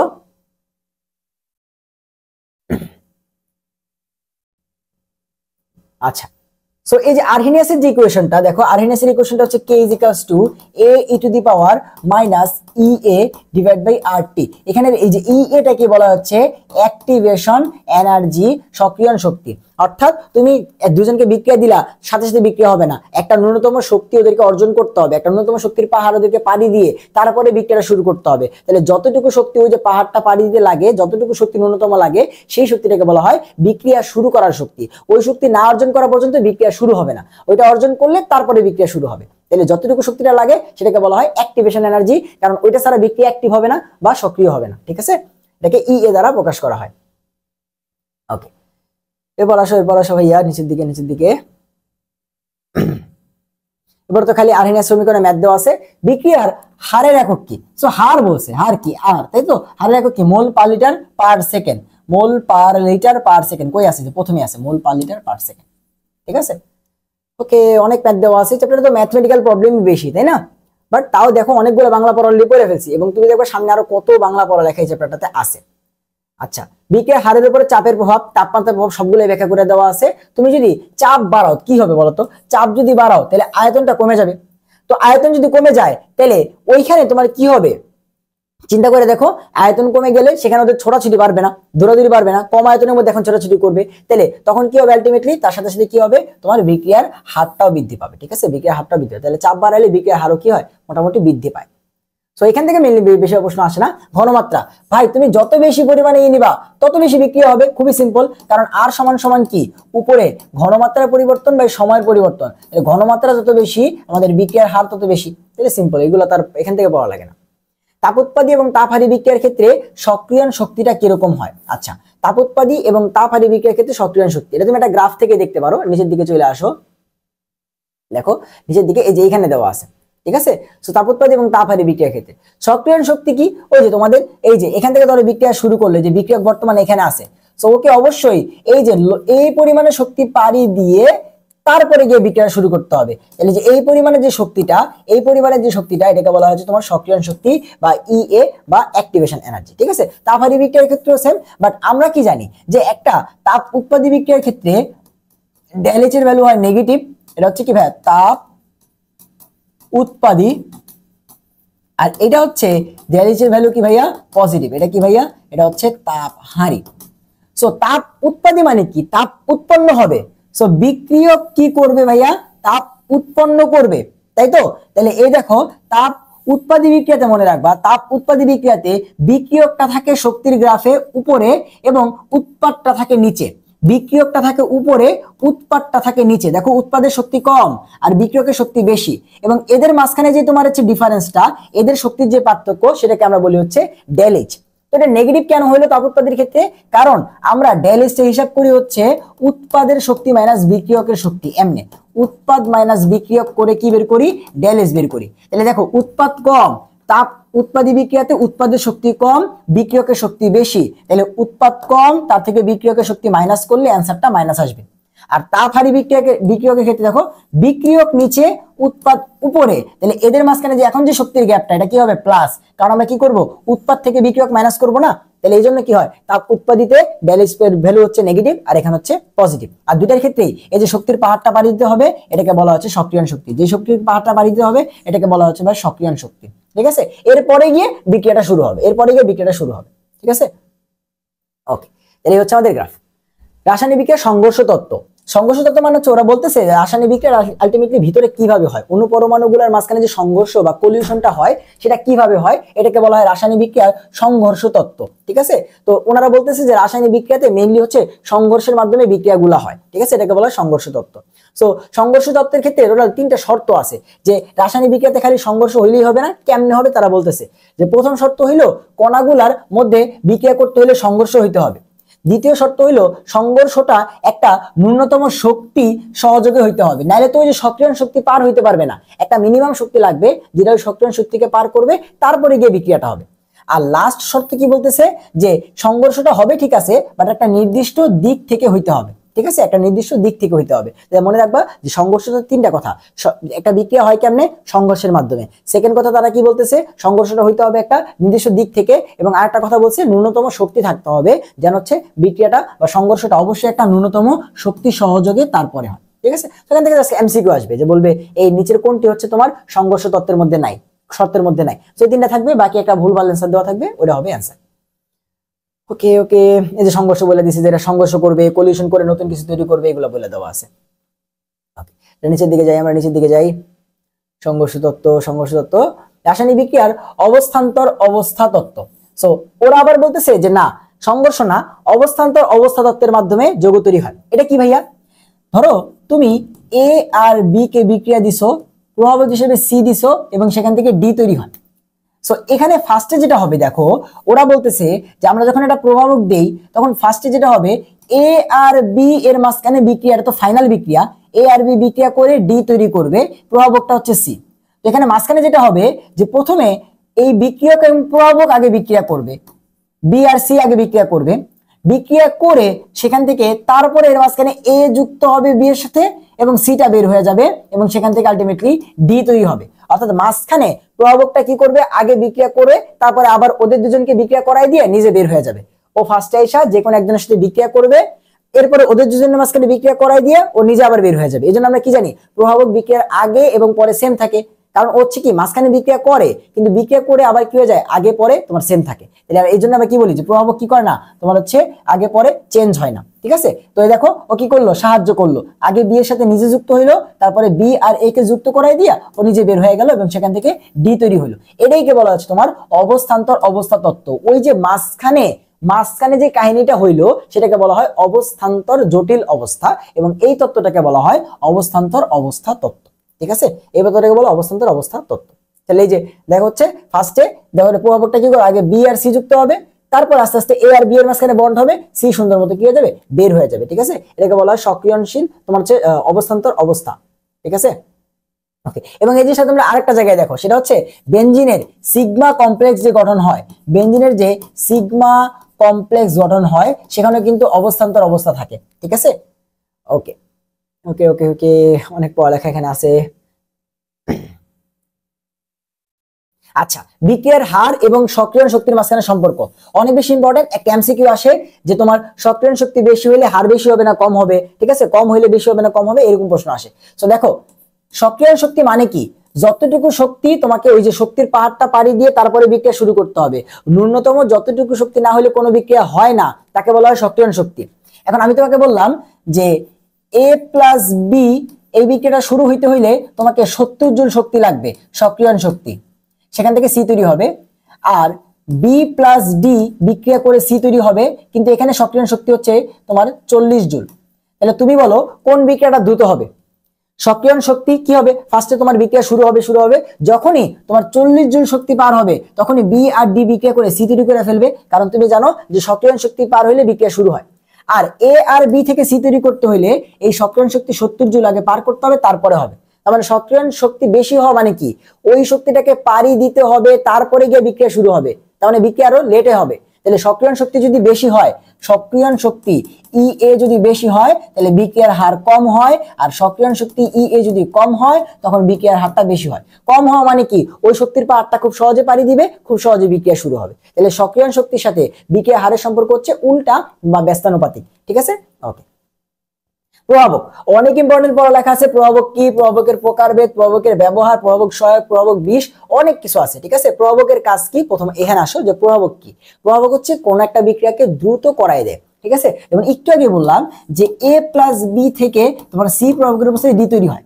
এখন ধরো এ প্লাস বি বিক্রিয়া করে ডি তৈরি করতে সময় লাগে তোমার হচ্ছে 2 ঘন্টা প্রভাবক না দিলে, আর প্রভাবক দিলে সেটা লাগবে কতক্ষণ? ধর হচ্ছে 1 ঘন্টা। তো প্রভাবক কি কাজ করবে? প্রভাবক যেটা করবে এই বিক্রিয়ার তোমার হচ্ছে সক্রিয়ণ শক্তি ই এটাকে কমায় ফেলবে।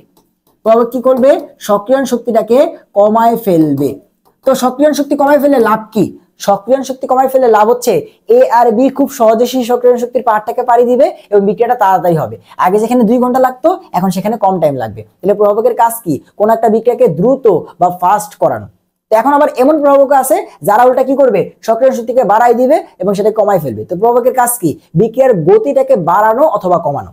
ঠিক আছে, বাট প্রভাবক কিন্তু কি করে না, আগে এবং পরে কোন রকম চেঞ্জ হয় না, যেমনি দিছিল অমনি থাকে। অর্থাৎ বিক্রিয়ার মাঝে কি করলো সেটা দেখার বিষয় না, আগেও যেমন থাকে পরেও এমন থাকে। মেইন একটাই কাজ, বিক্রিয়ার গতিটাকে কন্ট্রোল করা। বিক্রিয়ার গতিকে হয় বাড়াবে নাহলে কমাবে।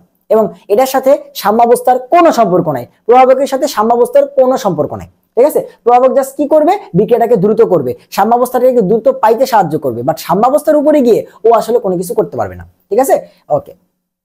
এরপর আসো প্রকারভেদ। হ্যাঁ, প্রভাবকের প্রকারভেদ। প্রথম যে কি? ধনাত্মক প্রভাবক মানে কি করবে? বিক্রিয়ার গতিকে বাড়াবে। তো ধনাত্মক প্রভাব হিসেবে আমাদের বইতে দেওয়া আছে ম্যাঙ্গানিজ অক্সাইড। ধনাত্মক প্রভাব হিসেবে আমাদের বইতে দেওয়া আছে ম্যাঙ্গানিজ অক্সাইড। ঋণাত্মক প্রভাবক মানে কি? বিক্রিয়ার গতিটাকে কমাবে, সক্রিয়ণ শক্তিটাকে এত বেশি বাড়াই দিবে, পাহাড় হবে অনেক বড়, তো এটা পাড়ি দিয়ে গিয়ে বিক্রিয়া তোমার হচ্ছে দেরি হয়ে যাবে, মানে বিক্রিয়া লেট হবে। ঠিক আছে, এবং আমাদের বইতে কি কি দেওয়া আছে? আমাদের বইতে দেওয়া আছে তোমার হচ্ছে ফসফরিক অ্যাসিড, এটা দেওয়া আছে। ফসফরিক অ্যাসিড কি? একটা তোমার হচ্ছে ঋণাত্মক প্রভাবক। এবং ঋণাত্মক প্রভাবক হিসেবে অনুশীলনীতে, স্যারের অনুশীলনীতে দেওয়া আছে হচ্ছে গ্লিসারিন। স্যারের অনুশীলনীতে দেওয়া আছে হচ্ছে তোমার গ্লিসারিন। মনে রাখবে গ্লিসারিন, ফসফরিক অ্যাসিড এগুলো হচ্ছে কি? বা ঋণাত্মক প্রভাবক। অটোপ্রভাবক বা স্বপ্রভাবক, এই দেখো এখানে পটাশিয়াম পারম্যাঙ্গানেটের বিক্রিয়ায় তোমার এই যে ম্যাঙ্গানিজ ও নিজেই প্রভাবক হিসেবে কাজ করে। তাহলে নিজের বিক্রিয়াতে নিজেই প্রভাবক হিসেবে কাজ করে, এটার নাম হচ্ছে স্বপ্রভাবক, অর্থাৎ নিজেই নিজের প্রভাবক। তাহলে এই যে ম্যাঙ্গানিজ 2+ এটা কি? একটা স্বপ্রভাবক। পরীক্ষাতে অনেক বেশি আসে যে নিচের কোনটি স্বপ্রভাবক? ম্যাঙ্গানিজ 2+ বা ম্যাঙ্গানাস আয়ন Mn2+ হচ্ছে একটা স্বপ্রভাবক। আবিষ্ট প্রভাবক। আবিষ্ট প্রভাবক মানে কি? দেখো আবিষ্ট প্রভাবক মানে হচ্ছে এখানে বুঝো, যেমন দেখো যে এইখানে তোমার সোডিয়াম সালফেট, এই যৌগটা বোঝার জন্য আর কি, সোডিয়াম সালফেটটা অক্সিজেনের সাথে বিক্রিয়া করে কিছু একটা তৈরি করে। বাট এই যে যৌগটা আছে Na3ASO3, এইটা অক্সিজেনের সাথে বিক্রিয়া করে না। সো আলাদা আলাদা ভাবে এইটা তোমার হচ্ছে অক্সিজেনের সাথে বিক্রিয়া করে, বাট এইটা বিক্রিয়া করে না। বাট তুমি যদি কি করো, এই সোডিয়াম সালফেট এই যৌগটা এবং অক্সিজেনকে একসাথে নাও, তাহলে এটাও বিক্রিয়া করে এটাও বিক্রিয়া করে। তাহলে কাহিনী কি হইলো? এখানে আলাদা আলাদা ভাবে সোডিয়াম সালফেটটা ঠিকই বিক্রিয়া করে, বাট এই যৌগটা বিক্রিয়া করে না। বাট এই যৌগটা কখন বিক্রিয়া করে? যখন সোডিয়াম সালফেটটা সেখানে থাকে। দেখো এখনো খুব সুন্দর অক্সিজেনের সাথে বিক্রিয়াটা করছে। তাহলে কি হইলো? ও বলতেছে যে ভাই দেখো তুমি যদি না আসো তাহলে আমি অক্সিজেনের সাথে বিক্রিয়া করব না। ফার্স্টে কি করছিলাম আমরা? অক্সিজেনের সাথে ওরে দিছিলাম, ও বিক্রিয়া করে নাই। বাট যখন আমরা সোডিয়াম সালফেট দিলাম এখন খুব সুন্দর বিক্রিয়া করছে। তাহলে এখানে এই যে ও কি করছে? এই ওকে ইনফ্লুয়েন্স করছে, তাই তো? তাহলে হচ্ছে ইনফ্লুয়েন্সার। ও কি করতেছে? এখানে ইনফ্লুয়েন্স করছে বা আবিষ্ট করছে। আচ্ছা ঠিক আছে আমি আছি, তুমি হচ্ছে বিক্রিয়া করো, কোনো সমস্যা নেই, তখন হচ্ছে বিক্রিয়া করছে। তাহলে এই যে এখানে আমাদের সোডিয়াম সালফাইডটা না থাকলে এই বিক্রিয়াটা হচ্ছে না, ওরা দুজন বিক্রিয়া করতেছে না। তাহলে ওদের দুজন বিক্রিয়া তখনই করতেছে যখন সেখানে কি আছে? Sodium sulphide. তাই এটা হচ্ছে কি আলটিমেটলি আবিষ্ট প্রভাবক বা আমাদের ইনফ্লুয়েন্সার প্রভাবক, তাই না? আচ্ছা, এরপর হচ্ছে ভাইয়া প্রভাবক সহায়ক বা প্রভাবক প্রমোটর। প্রভাবক না, প্রভাবককে সহায়তা করে, এটাকে আমরা বলি হচ্ছে প্রভাবকের প্রমোটর। ঠিক আছে, যেমন আমাদের এই যে হেবারবস পদ্ধতিতে আমাদের প্রভাবকটা হচ্ছে আয়রন। প্রভাবকটা কি ভাইয়া? প্রভাবক হচ্ছে আয়রন, বাট মলিবডেনাম হচ্ছে তোমার এই প্রভাবকটাকে এই বিক্রিয়ার গতিটাকে বাড়াইতে সাহায্য করে। তাহলে ও কিন্তু প্রভাবক না, ও প্রভাবকের তোমার হচ্ছে হেল্পিং হ্যান্ড, তাই না? তাহলে মলিবডেনাম ধাতু হলো আয়রন প্রভাবকের সহায়ক বা হচ্ছে প্রমোটর। অনেক বেশি ইম্পর্টেন্ট, মলিবডেনাম হচ্ছে প্রভাবক সহায়ক। প্রভাবক বিষ, এরা কি করে? দেখো প্রভাবকের কাজ কি? বিক্রিয়ার গতিকে বাড়ানো অথবা কমানো। ওরা যেটা করবে প্রভাবককে কাজ করতে দিবে না, যেই প্রভাবক বিক্রিয়ার গতিটাকে বাড়ায় তাকে গিয়ে তোমার হচ্ছে কি করবে, এমন ভাবে ইনফ্লুয়েন্স করবে যেন ওই বিক্রিয়ার গতিটাকে বাড়াইতে না পারে। তাহলে ওরা কি প্রভাবকের জন্য বিষ, প্রভাবককে কাজ করতে দেয় না। তাহলে প্রভাবক বিষের এখানে বৈধ উদাহরণ দেওয়া আছে হচ্ছে AS2O3। এবং তোমরা জৈব যৌগে আমরা যখন ভাই মেন বই পড়েছি তখন ভালো মতো বলছিলাম যে রোজেনমুন বিজারণে প্যালাডিয়াম বেরিয়াম সালফেট ব্যবহার করা হয় এবং বেরিয়াম সালফেট একটা হচ্ছে প্রভাবক বিষ। বেরিয়াম সালফেট একটা প্রভাবক বিষ, বেরিয়াম সালফেট হচ্ছে একটা প্রভাবক বিষ। তাহলে দুইটা উদাহরণ আছে আমাদের বইতে, একটা হচ্ছে আর্সেনিক অক্সাইড আর একটা হচ্ছে জৈব যৌগে আছে যে বেরিয়াম সালফেট একটা প্রভাবক বিষ। তাহলে দেখো এগুলো গেল প্রভাবকের প্রকারভেদ। এরপরে ভাইয়া প্রভাবনটা যে তোমার ফিজিক্যাল ধর্ম বা ফিজিক্যাল স্টেট সেটা কেমন তার উপর ডিপেন্ড করে দুই প্রকার, সমসত্ব প্রভাবন, অসমসত্ব প্রভাবন।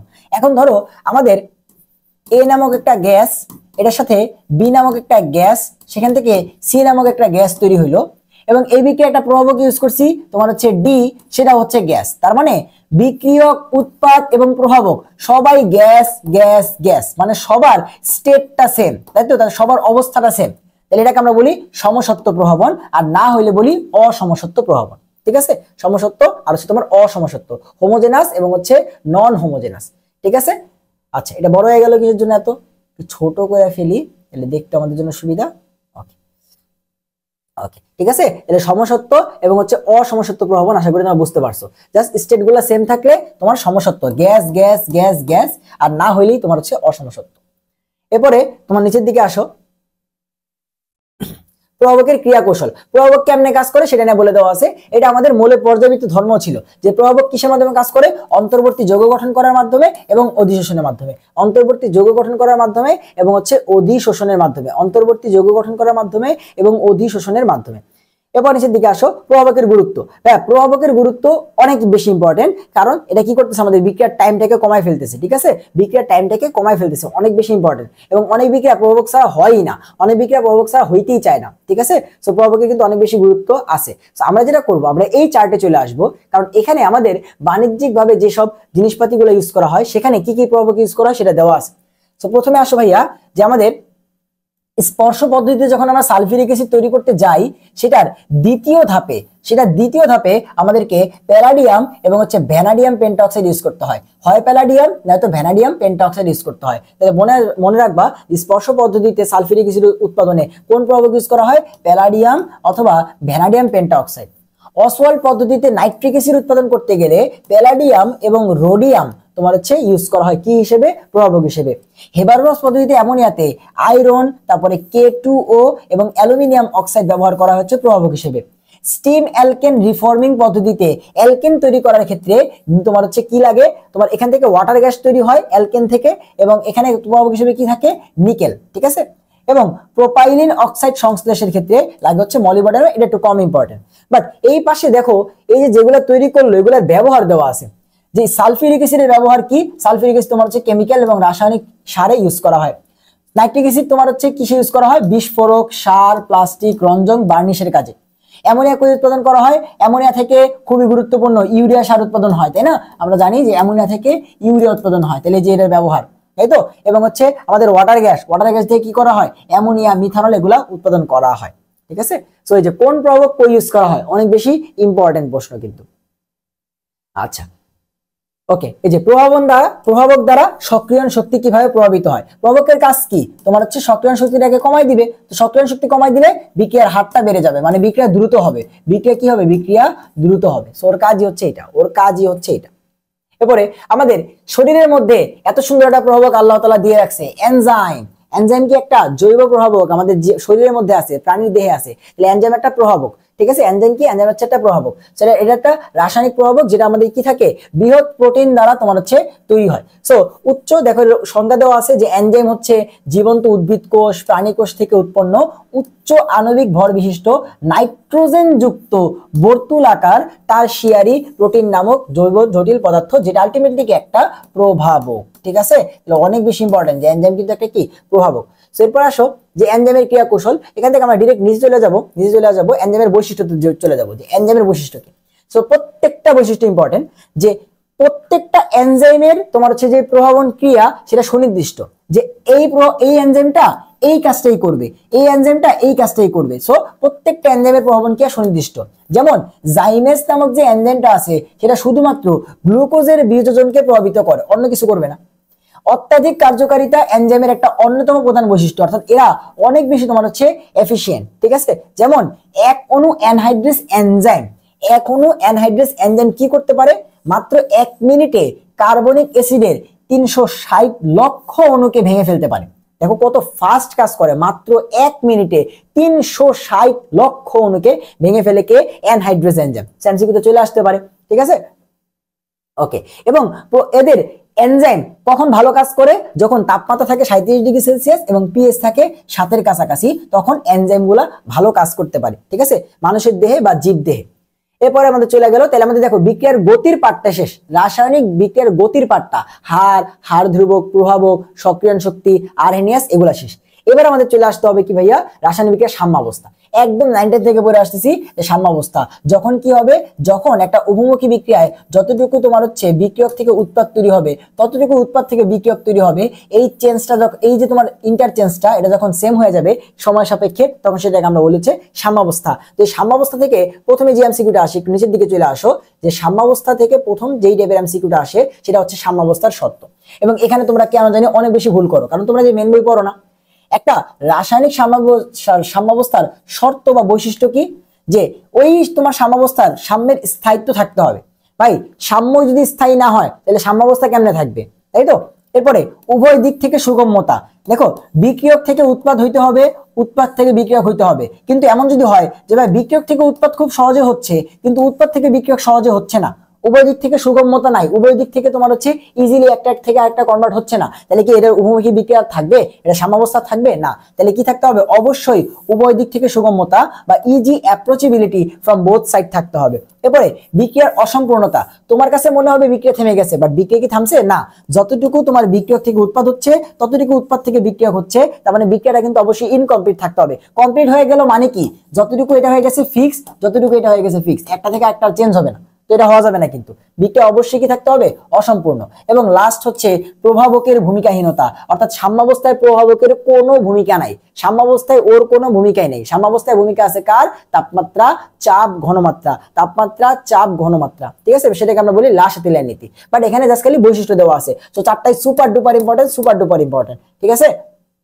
ওকে, তাহলে এরপর আসো লাশ-তেলের নীতি। তাহলে লাশ-তেলের নীতি অনেক বেশি ইম্পর্টেন্ট আমাদের জন্য, এবং লাশ-তেলের নীতি কিন্তু ভাই ছোট একটা ভিডিও দিয়ে দিয়েছি তোমাদের, যে লাশ-তেলের নীতি সহজে বোঝার জন্য আমরা হচ্ছে কি করব। সো আমরা খুব ভালো মতোই জানি যে যখন আমরা তাপ উৎপাদী বিক্রিয়া দিব, ঠিক আছে, আমি প্রভাবকগুলো বলতেছি, যে তাপ উৎপাদী বিক্রিয়া যদি চিন্তা করো, তাহলে তাপমাত্রা বাড়াইলে বিক্রিয়া আসবে হচ্ছে পিছনের দিকে, এবং তাপমাত্রা কমাইলে বিক্রিয়া যাবে সামনের দিকে, এগুলো তোমরা ভালো মতো জানো। তারপরে তাপহারী বিক্রিয়াতে এবার তোমরা কি করবা, যখন এই পার্টটা আসবে আর কি, এই জিনিসগুলো একবার রিভাইজ করবা, বই থেকে তো পড়ার কিছু নাই, তুমি তো এই পার্টটা পারো, তুমি কি করবা, এই পার্টটা যখন আসছো তখন তুমি একটু রিভাইজ করে ফেলবা। আচ্ছা, তাপ উৎপাদী বিক্রিয়া তাপমাত্রা বাড়াইলে বিক্রিয়া পিছনের দিকে, আচ্ছা এই বিক্রিয়াটাতে চাপ বাড়াইলে বিক্রিয়া সামনের দিকে যাচ্ছে, চাপ কমাইলে পিছনের দিকে আসতেছে, ঘনমাত্রা, বিক্রিয়কের ঘনমাত্রা বাড়াইলে বিক্রিয়া সামনের দিকে যায়, উৎপাদের ঘনমাত্রা বাড়াইলে বিক্রিয়া পিছনের দিকে আসে, এটা কমায় ফেললে বিক্রিয়া পিছনের দিকে আসে। এভাবে তুমি হচ্ছে কি করবা, রিভাইজ করবা যখন তুমি লাশ-তেলের নীতিতে চলে আসবা, ঠিক আছে, কারণ এটা তুমি খুব ভালো মতোই পারো, ঠিক আছে, এটা তুমি খুব ভালো মতোই পারো। তো তাপমাত্রা পরিবর্তনে ব্যাখ্যা করা আছে, এরপরে তোমার হচ্ছে চাপ, তারপর হচ্ছে ঘনমাত্রা, ঠিক আছে। তো আমরা এখান থেকে যাব যে তোমার এইটা, ওকে ওকে, নিচের দিকে যাই, নিচের দিকে যাই। সাম্যাবস্থায় চাপের প্রভাব দেওয়া আছে। এই দেখো বলছে কোনটি সাম্যাবস্থার বৈশিষ্ট্য নয়, তাহলে সাম্যাবস্থার 4টা বৈশিষ্ট্য আমরা পড়ছি। সাম্যের স্থায়িত্ব, আচ্ছা এটা তো অ্যান্সার হবে না, আমাদের বলছে কোনটি নয়, তাই তো। তো সাম্যের স্থায়িত্ব এটা কিন্তু বৈশিষ্ট্য, তারপর উভয় দিক থেকে সুগম্যতা বৈশিষ্ট্য। ভাই বিক্রিয়ার হার কোন জায়গায় ছিল, ভাই এটা কি ছিল, এটা ছিল না। বিক্রিয়ার অসম্পূর্ণতা ছিল, আর আরেকটা ছিল কি, প্রভাবকের ভূমিকাহীনতা, এই 4টা ছিল, বাট এইটা ছিল না, তাই না। বিক্রিয়ার হার কি না, তোমার হচ্ছে সাম্যাবস্থার বৈশিষ্ট্য না। এখান থেকে এমসিকিউ আসবে, বুঝতে পারছো, এইগুলা থেকে এমসিকিউ আসবে। সাম্যাবস্থায় ঘনমাত্রার পরিবর্তনের প্রভাব অনেক কিছু বলে দেওয়া আছে, এগুলা পড়া দরকার নাই। মাঝখানে অনেক কিছু আছে যেগুলো সব ম্যাথমেটিক্যাল জিনিসপাতি, যেগুলো হচ্ছে তোমার ক্লাসে পড়তে হয়, তাই না। মেন বই থেকে তো আর এখানে তুমি লাশ-তেলের নীতি ধরে ধরে পড়বা না, তাই না। মেন বই থেকে তো এখন তুমি লাশ-তেলের নীতি ধরে ধরে পড়বা না। নিচের দিকে আসো, শিল্প উৎপাদনে লাশ-তেলের নীতির প্রয়োগ। দেখো শিল্প উৎপাদনে লাশ-তেলের নীতির প্রয়োগ মানে কি, হ্যাঁ তুমি যেটা তৈরি করতে চাও তুমি সেটা কি চাবা, বেশি বেশি চাইবা না। তুমি যেটা তৈরি করতে চাবা সেটা যত বেশি হবে ততই তোমার জন্য লাভ। তাহলে তুমি কি করতে চাবা, যে আমি যেটা তৈরি করতে চাই সেটা অবশ্যই আমার ডান দিকে থাকবে, মানে উৎপাদ। তাহলে আমার টার্গেটটা কি থাকবে?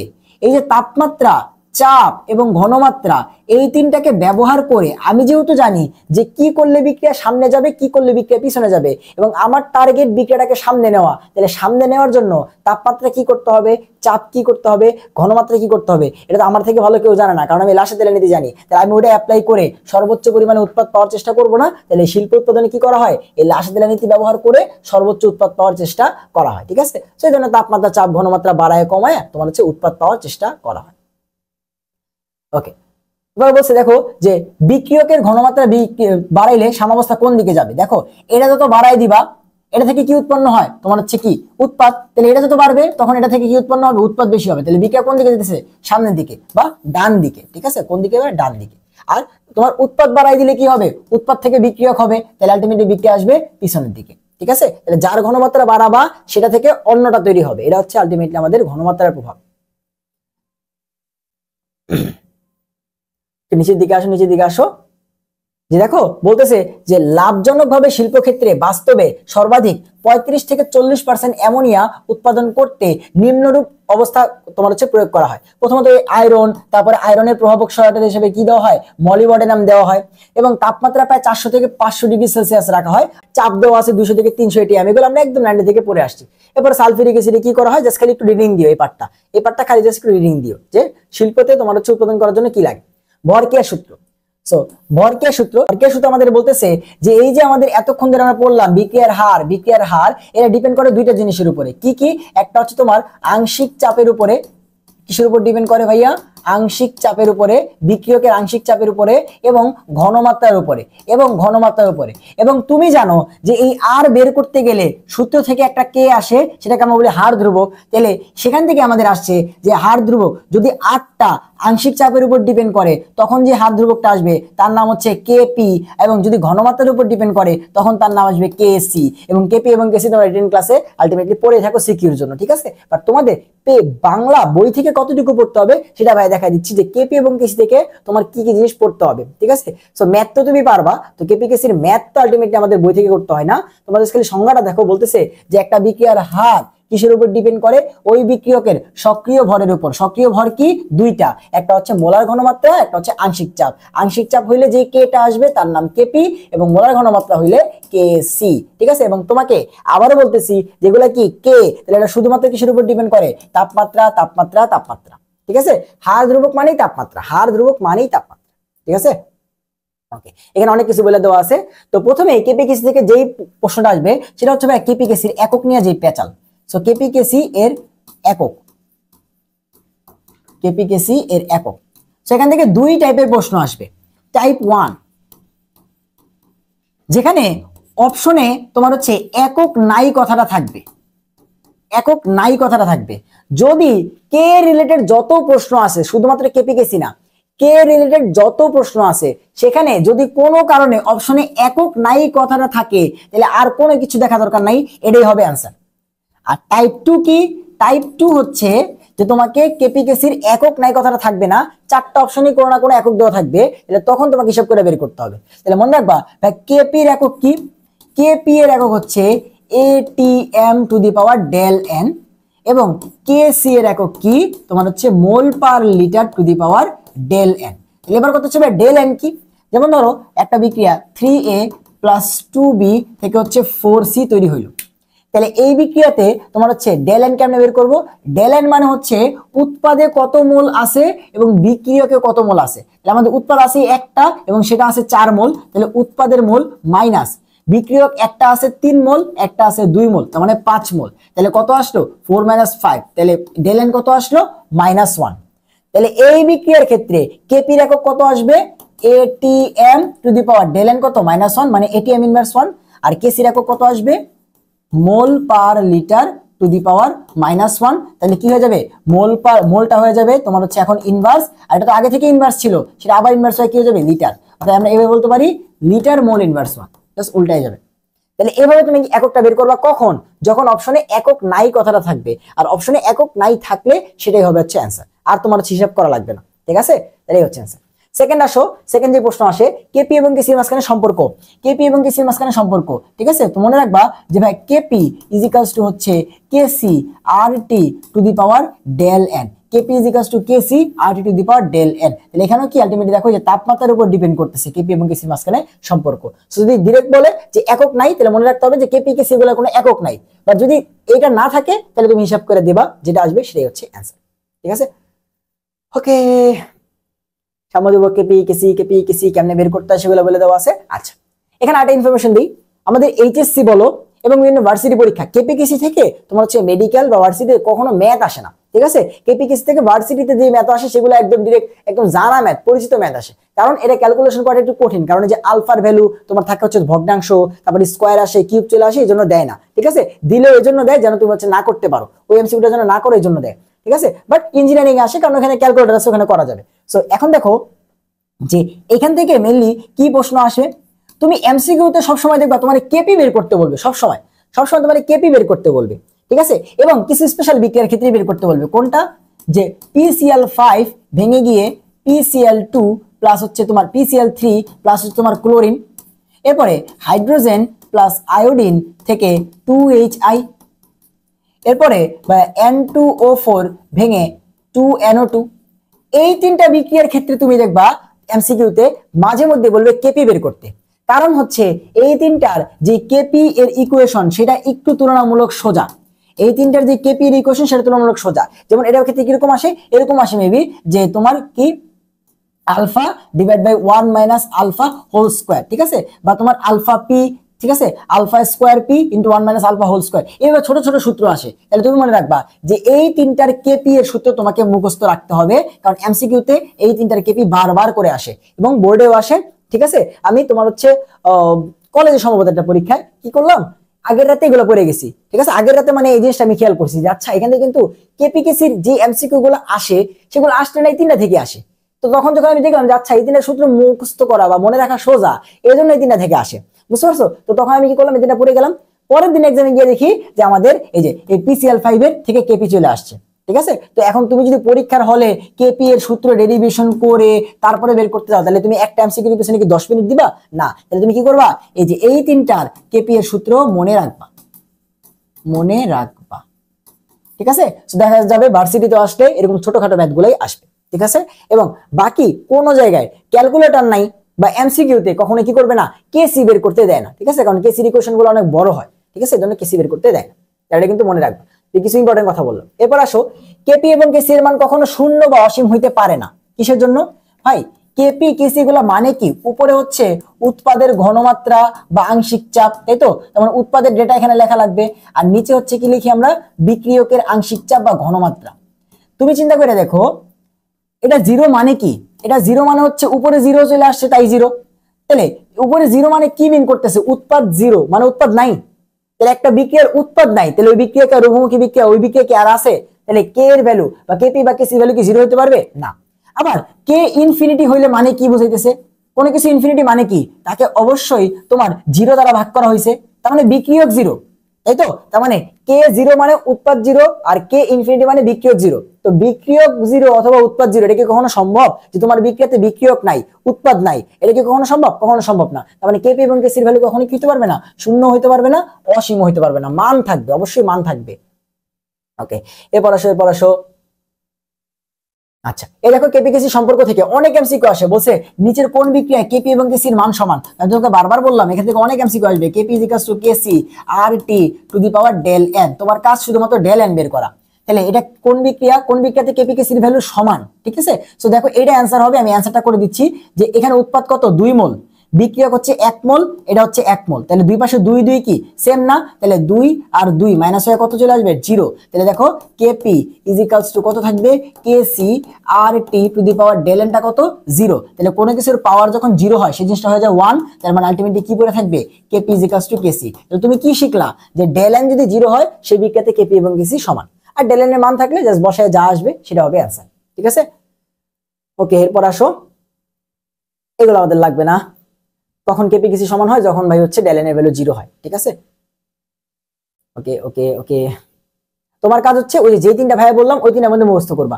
বলছে নিচের বিক্রিয়ায় কেপি এবং কেসি এর সম্পর্ক কি, A2 প্লাস 3B2 থেকে এটা, তাহলে উৎপাদ কত 2, বিক্রিয়ক হচ্ছে 3 আর এটা হচ্ছে 1 4, তাহলে 2 মাইনাস 4 কত আসলো -2। তাহলে আমরা কি জানি Kp into Kc RT to the power del n, del n কত আসছে -2, তাহলে কত আসলো Kp Kc RT to the power -2, Kp Kc RT to the power -2। এই হচ্ছে আমাদের आंसर।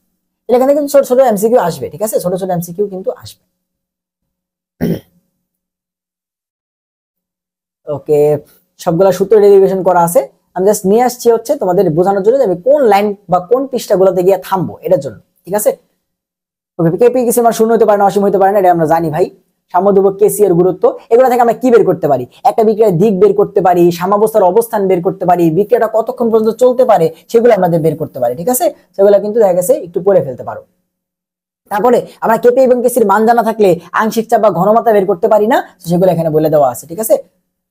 ওকে ওকে ওকে, এরপর আসো এরপর আসো এরপর আসো।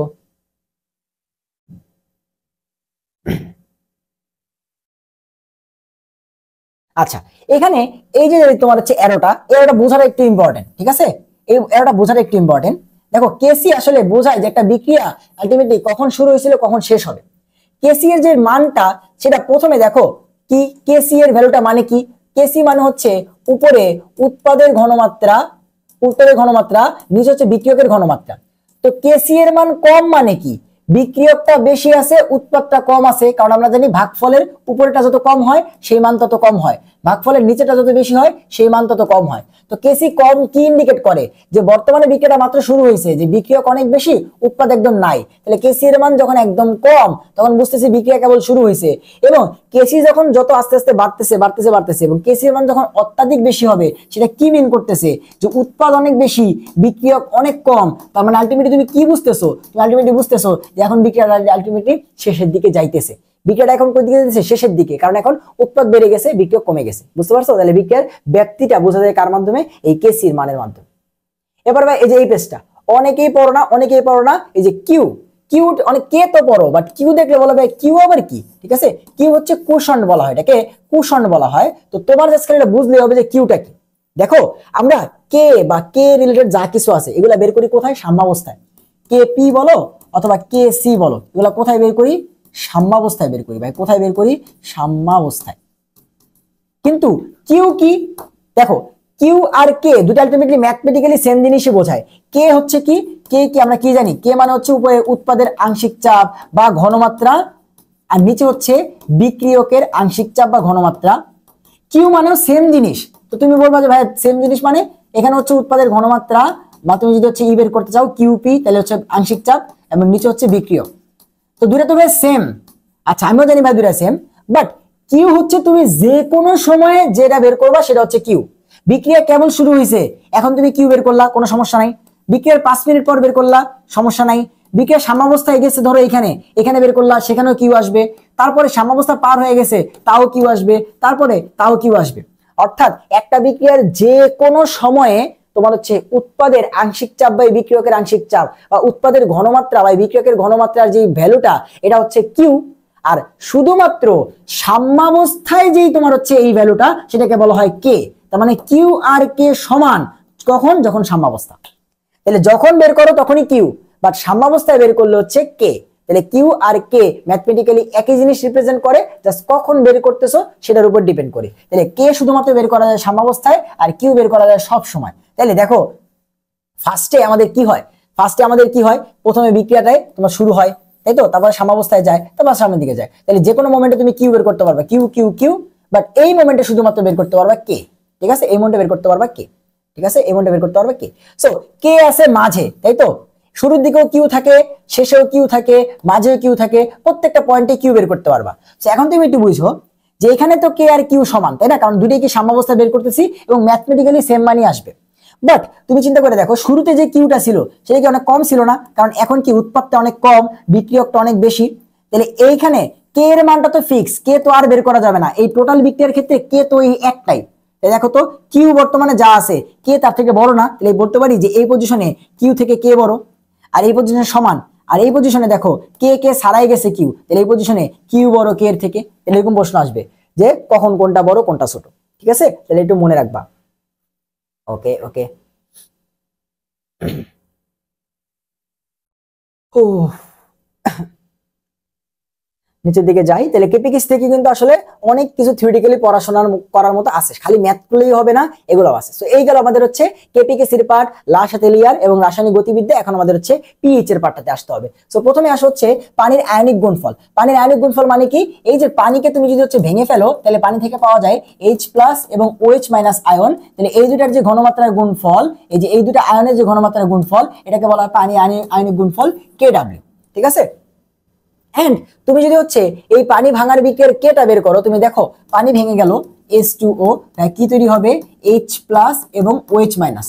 তো তোমরা কে কেমনে বের করবা? কে মানে হচ্ছে উৎপাদের ঘনমাত্রা H+ এবং OH- এবং নিচে বিক্রিয়কের ঘনমাত্রা H2O, এটাই তো কে, তাই তো? বা KC বলতে পারি, আমরা কে ধরলাম। তো এখন তুমি চিন্তা করে দেখো, এই যে পানি ভাঙার বিক্রিয়ার যে কে, সেটাকে বলা হয় কেডি, পানির বিয়োজন ধ্রুবক কেডি। আর তোমাকে বললাম যে H+ এবং OH- আয়নের ঘনমাত্রাকে বলা হয় পানির আয়নিক গুণফল। পানির আয়নিক গুণফল মানে পানির যে দুইটা আয়ন আছে H+ আর OH- তাদের গুণফলটাকে বলা হয় পানির আয়নিক গুণফল। তাহলে দেখো তো আমাদের যে উপরের পার্টটা KW কিনা, তাহলে দেখো পানির বিয়োজন ধ্রুবক কেডি সমান সমান হচ্ছে পানির আয়নিক গুণফল KW ডিভাইড বাই পানির ঘনমাত্রা H2O। এবং এইখান থেকে প্রশ্ন আসছে ডিউ তোমার হচ্ছে কত সালে? 21-22 সালে। ডিউ 21-22 সাল প্রশ্ন চলে আসছে যে কেডি এবং KW এর মাঝখানে সম্পর্ক লেখো। একদম সিম্পল একটা কনসেপ্ট, বললাম ভিতর থেকে তো পড়ে নাই, বের করতে পারে না। আমাদের বড় ভাই তো ছিল, তাই না? বের করতে পারে না, কারণ যে সবাই বের করতে কেমনে পারবে? সবাই তো পড়ে নাই, সবাই তো ভিতরে জিনিস পড়ে নাই, খালি পড়ছে। আচ্ছা KW কি? KW হচ্ছে H+ আর হচ্ছে OH-, সেটা হচ্ছে KW। আর KW এর মান কত? 25 ডিগ্রি সেলসিয়াসে 1 × 10⁻⁴ শেষ। ওরা জানে যে এইটা আর এইটা শেষ, এটা মানে KW আর এটা হচ্ছে 25 ডিগ্রি সেলসিয়াসের মান। ঠিক আছে, এতটুকু পড়ছে। তো এই কেডি এগুলো পড়েনি। তাহলে তুমি জানো যে কেডি মানে হচ্ছে পুরাটা, পানি ভাঙলে বিক্রিয়া কে লিখলে যা আসবে সেটা হচ্ছে কেডি। আর এই যে উপরেরটাকে বলা হচ্ছে KW। তাহলে সম্পর্ক কি আসলো? কেডি সমান সমান KW ডিভাইড বাই পানির ঘনমাত্রা H2O। ঠিক আছে, এবং বারবার বলতেছি এগুলা কি কে, এগুলা কার উপর ডিপেন্ড করবে? শুধুমাত্র তাপমাত্রা। ঠিক আছে, তোমার এক কথাতেই সব কে পড়া হয়ে যাবে। ঠিক আছে, সব শুধুমাত্র তাপমাত্রা। তো তাপমাত্রা বাড়াইলে কে বাড়বে, তাপমাত্রা কমাইলে কে কমবে। ঠিক আছে, এবং 25 ডিগ্রি সেলসিয়াস তাপমাত্রায় আমরা যদি পানির মোলার ঘনমাত্রাটা হিসাব করি 1 লিটারে, তাহলে সেটা আসবে প্রায় 55.5 মোল। এবং এখান থেকে জাহাঙ্গীরনগরে প্রশ্ন আসছে, রাজশাহী ইউনিভার্সিটিতে প্রশ্ন আসছে। ঠিক আছে, যে 25 ডিগ্রি সেলসিয়াস তাপমাত্রায় বিশুদ্ধ পানির মোলার ঘনমাত্রা কত? 55.5 মোল পার লিটার। এবারে আয়নিক গুণফল KW। আয়নিক গুণফল মানে কি? এই যে H+ এবং হচ্ছে OH- আয়নের ঘনমাত্রার গুণফল, তাই তো? H+ এবং OH- আয়নের ঘনমাত্রার গুণফল। এবং এটা 25 ডিগ্রি সেলসিয়াসে কত বলতেছি? 1 × 10⁻⁴। ঠিক আছে, 1 × 10⁻⁴। ওকে ওকে ওকে ওকে, নিচের দিকে আসি, নিচের দিকে আসি। এবং এখানে অনেকগুলো মান দেওয়া আছে। এটা কোন জায়গায় জানি আসছিল? 100 ডিগ্রি সেলসিয়াস এটা কোন জায়গায় জানি অ্যাডমিশনে আসছিল, যে 100 ডিগ্রিতে হচ্ছে তোমার এইটা। ঠিক আছে, ওকে নিচের দিকে আসো। এখান থেকে আলটিমেটলি পিএইচ এর স্কেলটা আসবে, সমস্যা নাই ভাই, দেখাই দিচ্ছি। তো তার আগে তুমি একটা জিনিস বোঝার চেষ্টা করো, সেই জিনিসটা হচ্ছে তুমি KW কাকে বলতেছো? যে পানির আয়নিক গুণফল H+ এবং হচ্ছে OH-, এবং নরমাল 25 ডিগ্রিতে আমরা সেটাকে বলতেছি কত? 25 ডিগ্রি সেলসিয়াসে বলতেছি 1 × 10⁻⁴। সো পানি মানে কি? বিশুদ্ধ পানি মানে সেটা অ্যাসিডও না, সেটা ক্ষারও না। বিশুদ্ধ পানি মানে সেটা অ্যাসিডও না, সেটা ক্ষারও না। তাহলে আমরা কি জানি? অ্যাসিডের মধ্যে থাকে H+ এবং ক্ষারের মধ্যে থাকে OH-, আর পানির মধ্যে থাকে এই দুইটা সেম সেম। বিশুদ্ধ পানিতে দুইটা সেম সেম থাকে। তাহলে পুরা পানির এই দুইটা গুণফল যদি 10⁻⁴ হয় এবং দুইটা যদি সেম সেম হয়, তাহলে H+ কত আছে বিশুদ্ধ পানির মধ্যে? 10⁻⁷ আছে H+, 10⁻⁷, এবং OH- ও কত আছে? OH- ও আছে 10⁻⁷। বাট যখনই ধরো এই দুইটা মিলে কত? দেখো দুইটা মিলে কি 14 না? এখন তুমি জানো এটা কি? KW মানে ধ্রুবক, কে হচ্ছে একটা ধ্রুবক। তো এটা কি আর চেঞ্জ হবে? তাহলে একটা যদি হচ্ছে তোমার 8 হয়, আরেকটা হয়ে যাবে 6। বাট দুইটার গুণফলটা কখনোই 14 পার করতে পারবে না, কারণ এটা কি? একটা ধ্রুবক। তাহলে এবার দেখো আমাদের যখন ধরো H+টা কত? H+টা হচ্ছে 10⁻⁻6, আর OH- টা কত ভাইয়া? OH- হচ্ছে 10⁻⁸। এবার আসছে 14। বাট তুমি এবার দেখো, এবার আমাদের OH- এর ঘনমাত্রাটা বেড়ে গেছে। তাহলে এই যে দ্রবণটা এখন এটা আর বিশুদ্ধ পানি নাই, এটা অ্যাসিড হয়ে গেছে, কারণ এখানে H+ বেশি OH- কম। বুঝতে পারছো? এবং এই কনসেপ্টটা থেকেই আলটিমেটলি কি আসছে আমাদের ওই যে পিএইচ স্কেলের ধারণা, এখান থেকে লগ ধরে এই যে আমাদের পিএইচ স্কেলের ভ্যালু আসছে তোমার হচ্ছে 0 থেকে 14 পর্যন্ত, ঠিক আছে? যদি পিএইচ স্কেলের প্রতিষ্ঠার বিক্রিয়ার পরেই দেওয়া আছে সুন্দর মতো, ঠিক আছে? আচ্ছা, তো তার আগে আমরা একটু পড়ে ফেলি যে আমাদের দুর্বল অ্যাসিড এবং ক্ষার যেটা আছে তার জন্য অসওয়াল্ড কি দিছে একটা লঘুকরণ সূত্র। অসওয়াল্ড আমাদের বলতেছে যে দুর্বল অ্যাসিড এবং ক্ষারের ক্ষেত্রে তাদের যে বিয়োজন ধ্রুবক আলফা সেটা তোমার ঘনমাত্রার বর্গমূলের ব্যস্তানুপাতিক। যে তোমার কি যে সে বলতেছে যে দুর্বল অ্যাসিড এবং ক্ষারের ক্ষেত্রে তাদের বিয়োজনের মাত্রা, ঠিক আছে, বিয়োজনের মাত্রা আলফা এটা প্রপোর্শনাল টু 1 ডিভাইড বাই তাদের ঘনমাত্রার বর্গমূলের ব্যস্তানুপাতিক। ঘনমাত্রা বর্গমূলের ব্যস্তানুপাতিক এটাকে বলা হয় কি ভাই? এটাকে বলা হয় অসওয়াল্ডের লঘুকরণ সূত্র। এবং এখান থেকে আলটিমেটলি পিএইচ এর সূত্রটা কি চলে আসে? তোমার ইসের পিএইচ এর সূত্র চলে আসে minus log of alpha C বা minus log of root over of K A divide by তোমার হচ্ছে C, minus log of root of K A C, log of root over of K A C, ঠিক আছে? সেখান থেকে দুর্বল acid এবং ক্ষারের কি চলে আসে? তোমার পিএইচ এর ফর্মুলাটা চলে আসে। অ্যাসিড বললে পিএইচ আর ক্ষার বললে আগে পিওএইচ বের করে তারপরে সেখান থেকে 14 থেকে মাইনাস করে পিএইচ বের করতে হয়। এগুলো কিন্তু আমরা জানি, কারণ পিএইচ আর পিএইচ কত? 14। ওকে, নিচে আসো, নিচে আসো। ওকে, এখানে অনেক কথা বলে দেওয়া আছে, আমরা ডাইরেক্ট চলে যাবো অ্যাসিডের শক্তি মাত্রায়, তাহলে আমার জিনিসগুলো ক্লিয়ার হয়ে যাবে। আচ্ছা, বিয়োজন ধ্রুবক মানে কি? এই যে কে এ কে বি মানে কি? কে এ কে বি মানে হচ্ছে যে তোমার একটা অ্যাসিড কতটুকু বিয়োজিত হয় সেটা যে ধ্রুবকটা সেটাকে বলা হয় কে, এবং এটাকে বলা হচ্ছে কে বি, ঠিক আছে? তাহলে এগুলো হচ্ছে কি অ্যাসিড এবং ক্ষারের বিয়োজন ধ্রুবক। ক্ষার হইলে কে বি, অ্যাসিড হইলে কে এ। তার মানে কি তুমি চিন্তা করে দেখো, বিয়োজন ধ্রুবক তো কে এ বেশি মানে কি? বেশি বিয়োজিত হয়েছে। বেশি বিয়োজিত হওয়া মানে কি? এইচ প্লাস বেশি ছাড়ছে, তার মানে ওই অ্যাসিডটা কি তত শক্তিশালী, যত বেশি এইচ প্লাস দান করবে তত শক্তিশালী।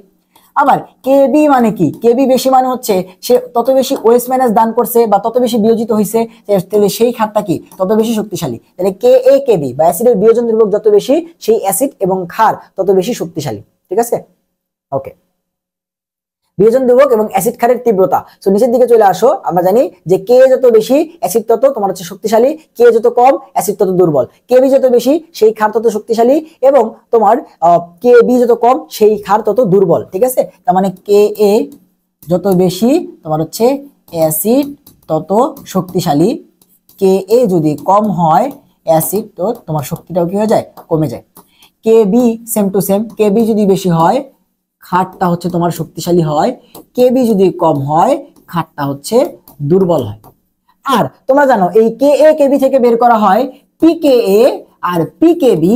তো মনে রাখবা কে এর সাথে সম্পর্ক হচ্ছে সমানুপাতিক, অর্থাৎ কে বাড়লে অ্যাসিড এবং ক্ষারের শক্তি বাড়বে, মানে কে বাড়লে, আর পি বাড়লে কমবে, অর্থাৎ পিকে এ যত বেশি সেটা তত দুর্বল, সেই অ্যাসিডটা তত কি দুর্বল।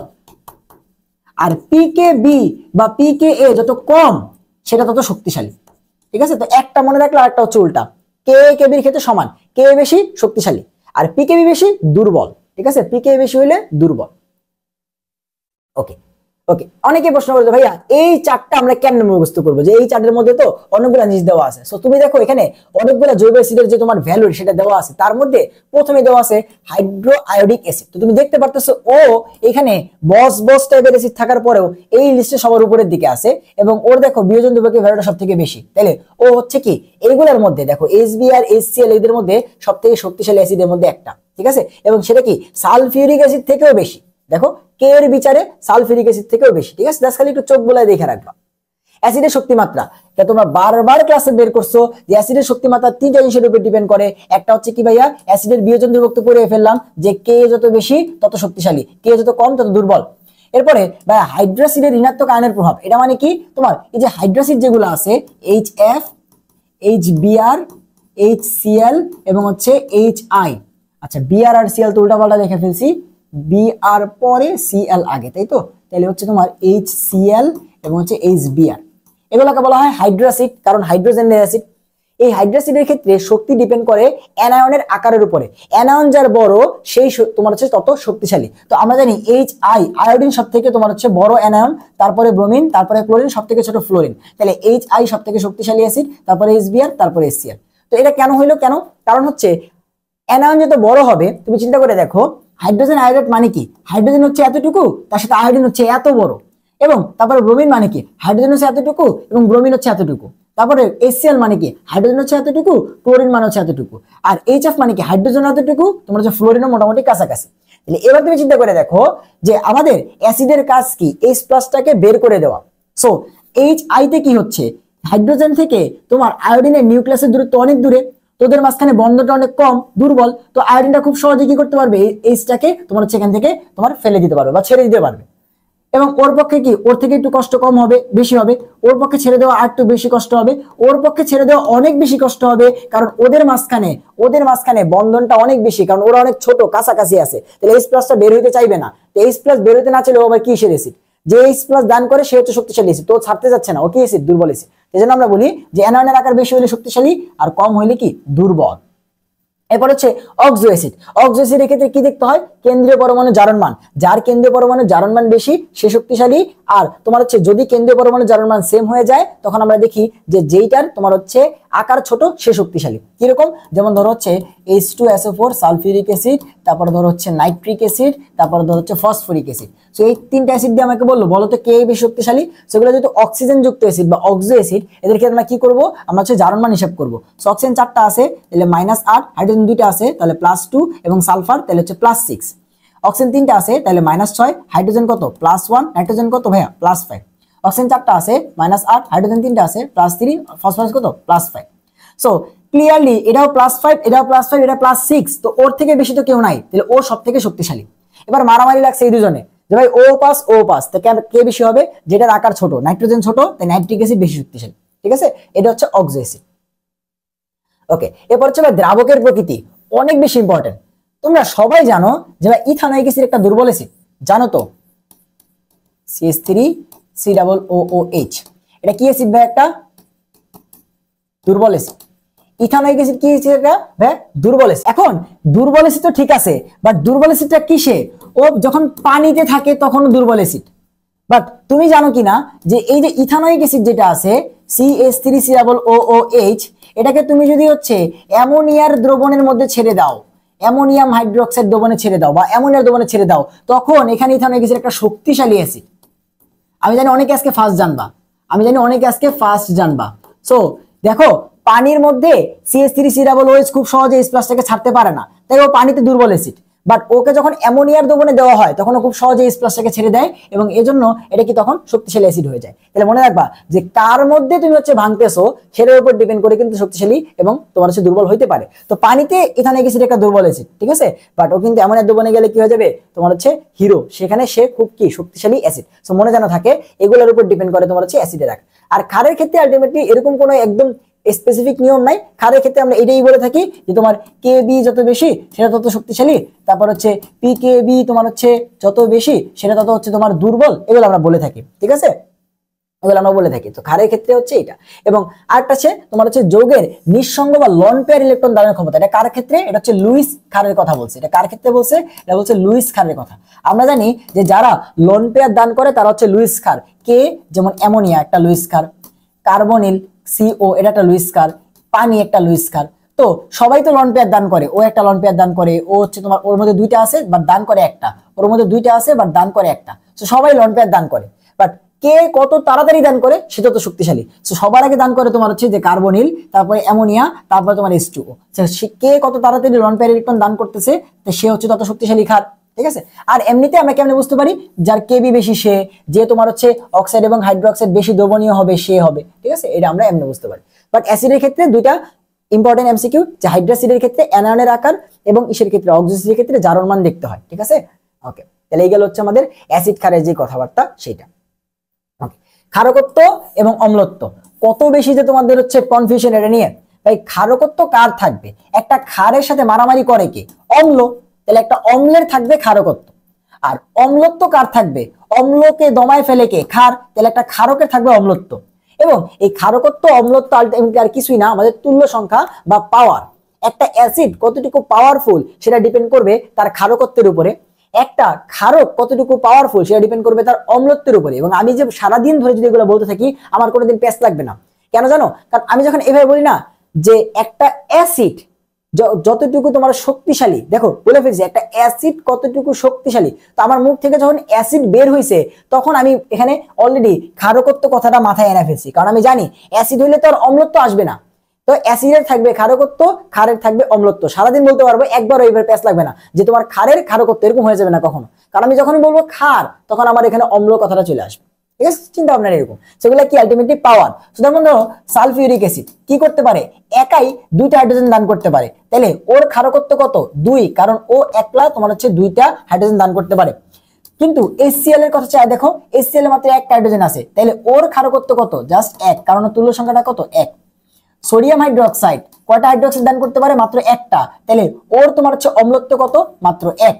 বাট ক্যালসিয়াম হাইড্রোক্সাইড, দেখো হাইড্রোক্সাইড কয়টা আছে? 2টা, তাহলে ওর তোমার হচ্ছে অম্লত্ব কত? 2। তাহলে কে কয়টা অ্যাসিড অথবা ক্ষার তোমার হচ্ছে দান করতে পারে বা কয়টা অ্যাসিড অথবা ক্ষারের সাথে বিক্রিয়া করতে পারে, সেটা ডিপেন্ড করে যে সে কয়টা H+ অথবা OH- দান করে বা তার তুল্য সংখ্যা কত। তো এটা আলটিমেটলি তার পাওয়ার ডিপেন্ড করে। তো অ্যাসিডের থাকে কি? ক্ষারকত্ব, ক্ষারকের থাকে হচ্ছে অম্লত্ব। ঠিক আছে, তাহলে এইগুলো হচ্ছে ক্ষারকত্ব, অম্লত্ব। এবং এখান থেকে ইম্পর্টেন্ট একটা জিনিস যে তোমার এগুলো তো দেখে বোঝা যায়, এগুলো তো দেখে বোঝা যায় যে ভাইয়া H2 দুইটা আছে তাই 2, HCl একটা আছে তাই একটা, সোডিয়াম হাইড্রোক্সাইড OH একটা আছে তাই 1, দুইটা আছে তাই 2, কিন্তু কিছু আছে বোঝা যায় না। তো সেটা আমি করে দিচ্ছি। যেমন লবণের ক্ষেত্রে বোঝা যায় না, দেখো অ্যালুমিনিয়াম অক্সাইড, এইটার তোমার কি বের করতে বলবে? অম্লত্ব, কারণ এটা হচ্ছে কি? একটা ক্ষার। এটা কি ভাই? এটা হচ্ছে একটা ক্ষার। ঠিক আছে, যদিও দুর্বল ক্ষার বাট একটা ক্ষার। তাহলে ক্ষারের কি থাকবে? ক্ষারের থাকবে হচ্ছে অম্লত্ব। তো বারবারই এই প্রশ্নটা আসে যে এটার অম্লত্ব কত। তো মনে রাখবা, লবণের ক্ষেত্রে অম্লত্ব আমরা কেমনে বের করতে হয়? লবণের ক্ষেত্রে অম্লত্ব বের করতে হয় যে তুমি দেখবা এখানে ক্যাটায়নটাকে, বা ক্যাটায়ন হচ্ছে অ্যালুমিনিয়াম, এটার চার্জ কত সেটার সাথে গুণ করবা এটা কয়টা আছে, তাহলে তুমি হচ্ছে পেয়ে যাবা কয়টা আছে। তাহলে অ্যালুমিনিয়াম এর চার্জ হচ্ছে 3 এবং আছে কয়টা? এখানে 2টা, তাহলে 2, তাহলে 3 দুগুণ অ্যান্সার কত আসলো? 6। তাহলে অ্যালুমিনিয়াম অক্সাইড যে ক্ষারটা আছে তার অম্লত্ব হচ্ছে 6। এরপরে ধরো ভাইয়া সোডিয়াম কার্বনেট, এটা তোমাকে বের করতে বললো। সো এটা কি ভাইয়া? এটা হচ্ছে একটা ক্ষার। সো এখন এইটার তোমার অম্লত্ব কেমনে বের করবো? ওই সেম, সোডিয়ামের চার্জ কত? 1, আছে কয়টা? 2টা, 2 একে কত হয়? 2, তাহলে অম্লত্ব কত? 2। এভাবে বের করবো লবণ হইলে। ঠিক আছে, লবণ হইলে আমরা এভাবে বের করবো। এন্ড আরেকটা ব্যতিক্রম যে ভাইয়া ফসফরিক অ্যাসিড H3PO4, তারপরে তোমার হচ্ছে ফসফোনিক অ্যাসিড H3PO3 এবং আরেকটা হচ্ছে তোমার ফসফেনিক অ্যাসিড H3PO2। সো এই তিনটার ক্ষেত্রে তুমি চাই দেখো যে হাইড্রোজেন আছে তিনটা তিনটা তিনটা। সো দেখে মনে হবে যে ভাই ওর তোমার তুল্য সংখ্যা কত? 3, তাহলে ও কি করবে? 3, এটাও তো তিনটা আছে তাই 3টা, এটাও 3 আছে 3টা না। ফসফরিক অ্যাসিডের ক্ষেত্রে যেটা হয়, তুমি একটু বুঝো এগুলো মানে কি। এই হাইড্রোজেন তো দান করতে পারতে হবে, 3টা হাইড্রোজেন আছে মানে 3টা হাইড্রোজেন দান করে এরকম না। ফসফরিক অ্যাসিডে 3টা আছে এবং ও 3টাই দান করে, তাই এর তোমার হচ্ছে ক্ষারকত্ব কত? 3। বাট এই যে তোমার এরপরে যেটা আছে H3PO3, এখানে হাইড্রোজেন 3টা আছে ঠিক আছে, বাট দান করতে পারে মাত্র 2টা, তাই ওর তুল্য সংখ্যা বা ক্ষারকত্ব হচ্ছে 2। এরপরে H3PO2, এইটার তোমার হচ্ছে 1, কারণ দান করতে পারে মাত্র একটা। এবং এটার ব্যাখ্যা বড় ক্লাস হলে দিতাম। ঠিক আছে, কারণ যেখানে কি হয় তোমার হচ্ছে সমযোজী বন্ধন হয়ে যায়, হাইড্রোজেনের সাথে অক্সিজেন একটা বের হয়ে যায়। ঠিক আছে, এবং এইটার চিত্র তুমি পাবা হচ্ছে পরিমাণগত রসায়ন, এটা দেওয়া আছে। ঠিক আছে, চাইলে তোমরা দেখতে পারো। ঠিক আছে, চাইলে তোমরা দেখতে পারো। তাহলে এইভাবে আমরা হচ্ছে অম্লত্ব খাদ্য বের করি। দ্রবণের পিএইচ আমরা জানি 25 ডিগ্রি সেলসিয়াসে পানির যে ঘনমাত্রা সেটা ধরে স্ট্যান্ডার্ড ধরে লগারিদম নিয়ে আমাদের হচ্ছে পিএইচ স্কেল বের করা হয়েছে, তাই না? কারণ পিএইচ স্কেল কি তোমার হচ্ছে পিএইচ মানে হচ্ছে তোমার লগের তোমার হচ্ছে H+ অথবা OH- আয়নের যে ঘনমাত্রা সেটাকে বলা হচ্ছে পিএইচ, তাই তো? ওকে, এন্ড ওই যে আমরা কি পড়তেছি দেখো, বললাম যে যখন দুইটাই 10⁻⁷ করে থাকবে তাহলে নিউট্রাল, এবং যখনই একটা ইন্টারচেঞ্জ হবে তখনই তোমার কি হয়ে যাবে? যে অ্যাসিড অথবা ক্ষার হয়ে যাবে। তো যে 7টা হচ্ছে আলটিমেটলি নিউট্রাল, সাথে থেকে বেশি হইলে 14 পর্যন্ত হচ্ছে তোমার কি ক্ষার, এবং সাথে কম হইলে 0 পর্যন্ত কি তোমার হচ্ছে অ্যাসিড। এটা হচ্ছে আলটিমেটলি পিএইচ স্কেল। তো পিএইচ স্কেল তো আলটিমেটলি বই থেকে পড়ার কিছু নাই।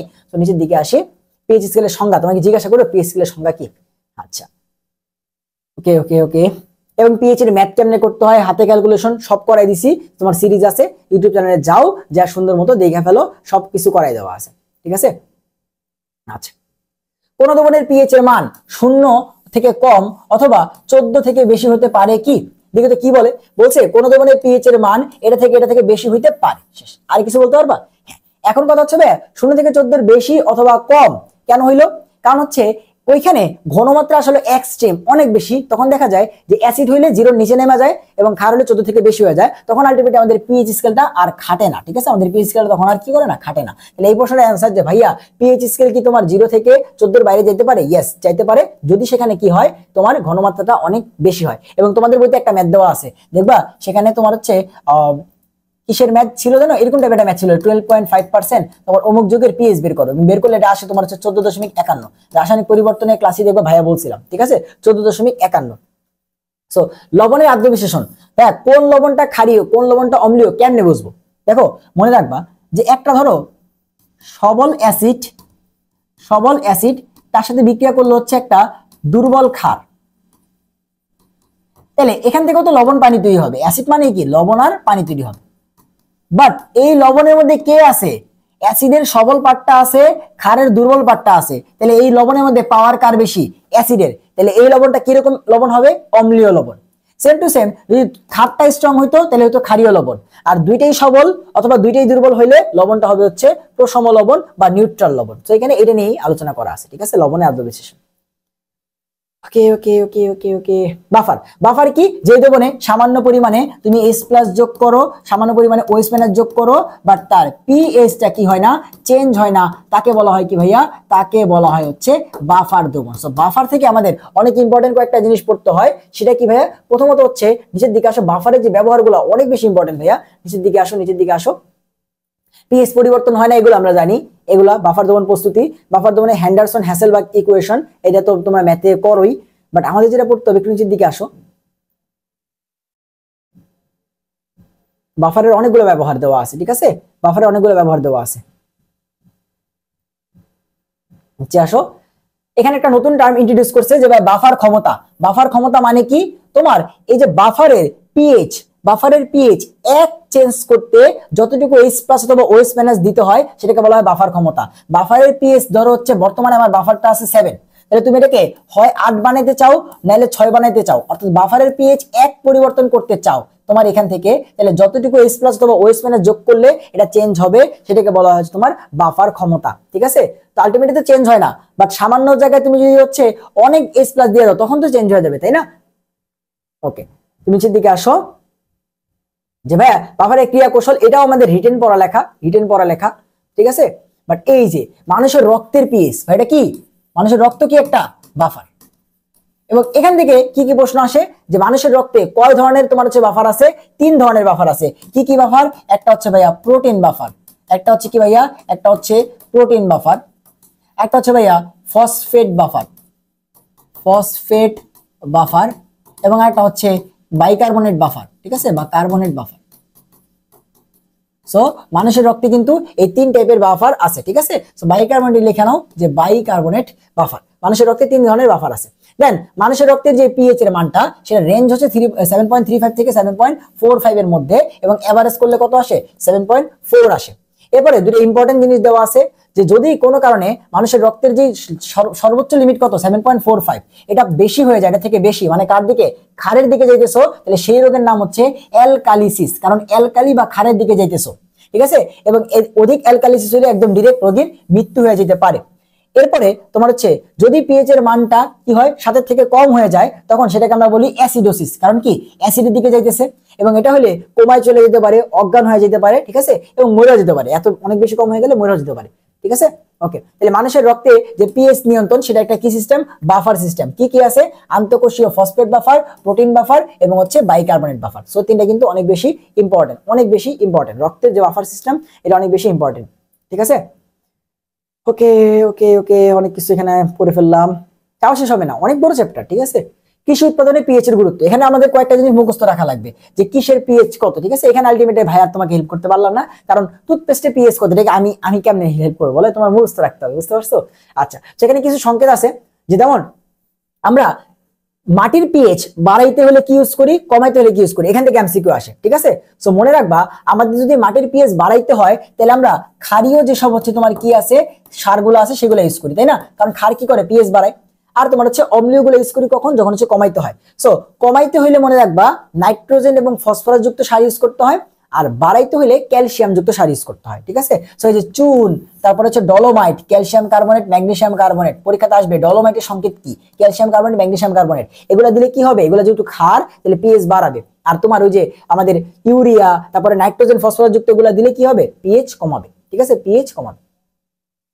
ওকে, সো এটা দেখো যে কৃষি জমিতে পিএইচ এর মান কত রাখা হয়, অঞ্চল ভেদে 3 থেকে 9.5 এর মধ্যে রাখা হয়, 3 থেকে 9.5 এর মধ্যে পিএইচ মানটা রাখা হয়। বাড়াইতে হলে ক্যালসিয়াম জাতীয় সার, কমাইতে হলে পিএইচ কমাবার জন্য পটাশিয়াম এবং হচ্ছে আমাদের কি জাতীয় সার, কমাইতে হলে আমাদের হচ্ছে পটাশিয়াম এবং নাইট্রোজেন জাতীয় সারগুলো দিতে হয়। রসায়ন শিল্পে পিএইচ এর গুরুত্ব, আমাদের পিএইচটা সবসময় মেনটেন করা লাগে, ঠিক আছে, সবকিছুর মধ্যেই। কারণ সবকিছুর পিএইচ যদি এদিক সেদিক হয়ে যায় তাহলে সেটার মধ্যে তোমার অম্ল ক্ষারের ব্যালেন্সটা ঠিক থাকবে না এবং আমরা ইউজ করতে গেলে সেখানে কিন্তু বিপদে পড়বো, ঠিক আছে, ইউজ করতে গেলে বিপদে পড়বো। সো মৃৎশিল্পে কাদামাটির পিএইচ কত, 6.65। চামড়া ট্যানিং অনেক বেশি ইম্পর্টেন্ট, পিএইচ কত রাখা হয়, 4 থেকে তোমার হচ্ছে 4.5। সেগুলো তো আলটিমেটলি মুখস্থ রাখা ছাড়া কোনো উপায় নেই। টয়লেট ফ্রিজ এর মধ্যে আমরা কি কি ইউজ করি, দেখো এখানে অনেকগুলো দেওয়া আছে যে বয়স্ক লোকের পিএইচ এত, তারপরে তোমার হচ্ছে এই যে বাচ্চাদের কোমল ত্বকের পিএইচ এত, মুখমণ্ডলের পিএইচ এত, এখানে অনেক কিছু দেওয়া আছে। তো এখান থেকে ইম্পর্টেন্ট যেটা যে দেখো ত্বককে ব্যাকটেরিয়ার আক্রমণ থেকে রক্ষা করতে ত্বকের পিএইচ 4.40 থেকে 5.5 এর মধ্যে রাখতে হয়। তাহলে আমরা যে ত্বকে লোশন দিই এগুলোর পিএইচ যদি কোনো কারণে রেঞ্জের বাইরে যায় তাহলে সেগুলোকে আমাদের ক্ষতি করবে না, বুঝতে পারছো? তাহলে আমাদের যে কোনো তোমার হচ্ছে জিনিস তৈরি করতে গেলেই, কেমিক্যাল যত কিছু তৈরি করতে যাবো, আমাদের পিএইচ এর মানটা মাথায় রাখা লাগবে যে আচ্ছা এটা কিন্তু এতের মধ্যে রাখতে হবে। তবে যে গোসল করা সাবানে, চুলের শ্যাম্পু, ফেস ওয়াশ, টুথপেস্ট এগুলোর পিএইচ দেওয়া আছে, ঠিক আছে, সেগুলো আসলে মুখস্থ করা ছাড়া কোনো উপায় নেই। ওষুধের মধ্যে পিএইচ, ভাই পিএইচ এর ওষুধে অনেক গুরুত্ব আছে, ঠিক আছে, মানে পিএইচ মানটা কন্ট্রোল না করলে এখানে পুরো বিপদ হয়ে যাবে, ঠিক আছে, পিএইচ মানটা কন্ট্রোল না করলে বিপদ হয়ে যাবে। কারণ মানুষের মাতৃ দুধে একরকম পিএইচ, প্রস্রাবে একরকম পিএইচ, চোখের পানিতে একরকম পিএইচ, মুখের লালায়, রক্তে একরকম পিএইচ। আমি যদি ওষুধগুলো যে সেবন করবো এক একটা জায়গার ক্ষেত্রে, সেখানে যদি পিএইচ ব্যালেন্সটা মেনটেন না করে তাহলে কিন্তু সেই ওষুধটা কাজ করবে না গিয়ে, এখানে উল্টা আরো ক্ষতি করবে আমার, তাই না? তাহলে ওষুধের ক্ষেত্রে কিন্তু অনেক বেশি ইম্পর্টেন্ট যে পিএইচটা তোমাকে অবশ্যই কি করতে হবে, তোমার করতে হবে। পাকস্থলীর পিএইচ কত, তোমার 1.5 থেকে 3.5। ক্ষুদ্রান্তের পিএইচ কত ভাইয়া, 7.5 থেকে 8. তোমার হচ্ছে 8, কারণ ক্ষুদ্রান্ত কি তোমার হচ্ছে ক্ষার থাকে, তাই না, এজন্য ক্ষুদ্রান্তের পিএইচটা একটু 7 থেকে বেশি হয়। আচ্ছা, পিএইচ পরিমাপ করে উপযুক্ত প্রসাধনী সামগ্রী নির্ণয়। আচ্ছা, ওই যে কোনটা কতটুকু রাখা লাগবে, লালার জন্য কত, টুথপেস্টের জন্য 8 রাখা লাগবে, ঠিক আছে। তারপরে তোমার হচ্ছে মেহেদি পাতার জন্য পিএইচ কত রাখা লাগে, তোমার হচ্ছে 5.5 এর থেকে কম রাখা লাগে। এগুলো হচ্ছে তোমার আলটিমেটলি এখানে পড়তে হবে। এরপর ভাই দেখো আমাদের এই পার্টটা গেল পিএইচ, এরপরে ভাইয়া হচ্ছে এরপরের পার্টটা হচ্ছে আমাদের থার্মোকেমিস্ট্রি। সো এখানে তোমার হচ্ছে ম্যাথ আছে, আমি খালি কনসেপচুয়াল পড়াটা তোমার জন্য নিয়ে আসছি। যে প্রথম আমাদের কি করতে হবে, প্রশমন তাপ। প্রথম আমাদের কি করতে হবে ভাইয়া, প্রশমন তাপ, ঠিক আছে। সো প্রশমন তাপের যে মান, এখান থেকে এমসিকিউ আসে। সো তুমি মনে রাখবা যে একটা স্ট্রং এবং আরেকটা স্ট্রং, অর্থাৎ অ্যাসিড এবং ক্ষার দুইজনই যখন স্ট্রং হবে তখন প্রশমন তাপের মান হয় -57.34 কিলোজুল বা -57.34 কিলোজুল। অনেক বেশি ইম্পর্টেন্ট, মনে রাখতেই হবে যে সবল অ্যাসিড এবং সবল ক্ষারের প্রশমন তাপ কত, -57.34 কিলোজুল। এরপরে কোনটা মনে রাখতে হবে, যে দুইটা যখন দুর্বল হয়, যে একটা দুর্বল অ্যাসিড এবং একটা দুর্বল ক্ষার, তখন এটার মান হয় -50.40। আর লাস্ট দেখো HF এবং সোডিয়াম হাইড্রোক্সাইড, যখন থাকে তখন প্রশমন তাপ সর্বোচ্চ হয়, যেটা হচ্ছে -68.60। তাহলে এই তিনটা তোমাকে অবশ্যই মনে রাখতে হবে। তাপ থেকে যতটুকু পড়ার ততটুকুই পড়াবো, ঠিক আছে, এক্সট্রা তোমার কিছু পড়া দরকার না। ওই হেসের সূত্র দিয়ে ম্যাথ তোমার করা লাগবে না মেন বই থেকে, ঠিক আছে। তুমি যদি 9 10 হেসের সূত্র করে থাকো ম্যাথ তুমি করতে পারবা, যদি এটা শর্ট সিলেবাসের বাইরে, তো আমরা একদম স্পেসিফিক লাইনগুলো পড়বো। তাহলে মনে রাখবা এই প্রশমন তাপের যে লিস্টটা আছে, এই লিস্ট থেকে তুমি তিনটা জিনিস পড়বা, যে দুইটাই সবল হইলে 57.34, দুইটাই দুর্বল হইলে 50.40, এবং এই মানটা কি সব থেকে কম। আর সব থেকে বেশি হচ্ছে যখন HF আর সোডিয়াম হাইড্রোক্সাইড করবে, এটা হচ্ছে সব থেকে বেশি, ঠিক আছে, এটা মনে রাখতে হবে। এরপরে আসো বন্ধন শক্তি, বিক্রিয়া তাপ, অনেক কথাবার্তা বলে দেওয়া আছে, আমাদের এত কিছু জানার সময় নাই। হেসের সূত্র, হেসের সূত্র মানে কি, হেসের সূত্র মানে হচ্ছে ধরো চিত্র এখানে বইয়ে দেওয়া আছে, বই থেকে দেখাই দিই, চিত্র দেওয়াই আছে। ধরো এই যে আমাদের এ এখানে আছে, ঠিক আছে। সো এ থেকে আমরা আলটিমেটলি সি তৈরি করতে চাই, তো তার জন্য যেটা করা লাগে, ফার্স্টে এ থেকে বি তৈরি হইলো, এখানে ডেলএইচ এর পরিবর্তন কিছু একটা হয়েছে, দেন বি থেকে সি হইলো, এখানে ডেলএইচ এর পরিবর্তন কিছু একটা হয়েছে, ঠিক আছে, মানে তাপমাত্রা তো পরিবর্তন হয়েছে, তাই না। এ থেকে বি, দেন বি থেকে সি, এটা হচ্ছে প্রসিডিউর, যে ফার্স্টে এ থেকে বি তৈরি হইলো, দেন বি থেকে সি তৈরি হইলো।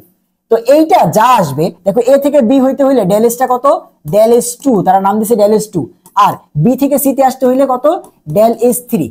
এই দুটাকে যোগ করে যেই শক্তিটা পাওয়া যাবে, যত জুল পাওয়া যাবে, তুমি যদি ডিরেক্টলি দেখো শুরু করছিলা কোথায়, এ তে, সেখান থেকে গেছো বি তে এবং ফাইনালি আসছো সি তে, তুমি এটা না করে যেখান থেকে শুরু করছিলা আর যেখানে শেষ করছো ডিরেক্টলি যদি ওইখানে যাও, তাহলে যে মানটা আসবে এইটা আর এই দুটার যোগফল সেম সেম আসবে, অর্থাৎ এই যে এই দুটার যোগফলটা আসবে এটা সমান। তার মানে কি, আমরা বর্তমানে এখানে আসি, এখান থেকে এখানে গেলাম, এখান থেকে এখানে গেলাম, তো এই দুইটা জিনিস যাইতে আমার যত শক্তি খরচ হয়েছে, ডিরেক্টলি এখান থেকে এখানে যেতে তত শক্তি খরচ হবে। এটা হচ্ছে হেসের সূত্র। তাহলে এরপর এটা হচ্ছে হেসের সূত্র, অর্থাৎ তুমি একটা জায়গা থেকে যদি তুমি আরেকটা জায়গায় যাবা, তুমি যে এখান থেকে আরেকটা জায়গায় যাবা, ঘুরে ফিরে ধরো এখানে আসলা, এটা মানে কি, তুমি এখান থেকে এখানে গেছো এক শক্তি লাগছে, এখান থেকে এখানে গেছো শক্তি লাগছে, তো এই দুইটা শক্তি মিলে যা হবে, তুমি যদি একদম যেখান থেকে শুরু করছিলে আর যেখানে শেষ করছো সেখানে যাও, তাহলে একই শক্তি লাগবে, ওই দুইটা আর এইটা সেম হবে। এটা আলটিমেটলি হেসের সূত্র। এভাবে আমরা কি করি, যে বন্ধন শক্তিটা কাউন্ট করি, সেখান থেকে এনথালপিটা বের করি, তাই না, ম্যাথ করে। আচ্ছা, তাহলে এই হচ্ছে আমাদের রাসায়নিক পরিবর্তন, ঠিক আছে। এবং লাস্ট এই পেজটা কিছু জন আনছি এই এমসিকিউটা করার জন্য, কারণ এই এমসিকিউটা সুপার ডুপার ইম্পর্টেন্ট। দেখবা তাপ রসায়ন থেকে কোনো না কোনো জায়গায় হয় মেডিকেল, নইলে ভার্সিটি, নাইলে তোমার হচ্ছে ইঞ্জিনিয়ারিং বোর্ড পরীক্ষা এইচএসসি তে আসবে যে নিচের কোনটি তাপ উৎপাদী বিক্রিয়া। সো মনে রাখবা সব সময় ঘনীভবন একটা তাপ উৎপাদী বিক্রিয়া, এবং অনেকবার করে স্যারের বইতে দেওয়া আছে।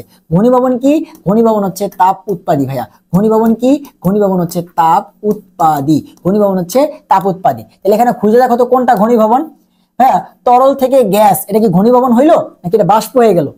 হ্যাঁ, গ্যাস থেকে লিকুইড, এই যে উল্টা দেখো, গ্যাস থেকে তরল হইছে, উল্টা দিকে আসছে, ঘনীভবন হইছে। তাহলে এই যে আমাদের ঘনীভবন বিক্রিয়া কি, একটা তাপ উৎপাদী বিক্রিয়া। ঘনীভবন বিক্রিয়া কি, একটা তাপ উৎপাদী বিক্রিয়া। তাহলে এই হচ্ছে আমাদের রাসায়নিক পরিবর্তন যে চ্যাপ্টারটা আছে সেইটা। এটা লিমিটেড করে টাইম নিয়ে দিলাম, কারণ হচ্ছে মাঝখানে শুট করার টাইমই পাচ্ছিলাম না, ফাইনালি বন্ধ পাইলাম, তাই হচ্ছে এই ক্লাসটা শুট করে তোমাদেরকে দিলাম। তাহলে এই হচ্ছে আমাদের মূল বই সিরিজের রাসায়নিক পরিবর্তন। আমাদের আর দুইটা ক্লাস বাকি থাকবে, এরপর কর্মমুখী রসায়ন এবং অর্থনৈতিক রসায়ন, সেই দুইটাও তোমরা হচ্ছে এক টানা পেয়ে যাবা। টানা 3 দিনে আমরা হচ্ছে 3টা ক্লাস দিয়ে দিব। তাহলে সবার সাথে দেখা হবে এরপরে ক্লাসে। সেই বন্ধু সবাই ভালো থাকো, সুস্থ থাকো, আল্লাহ হাফেজ।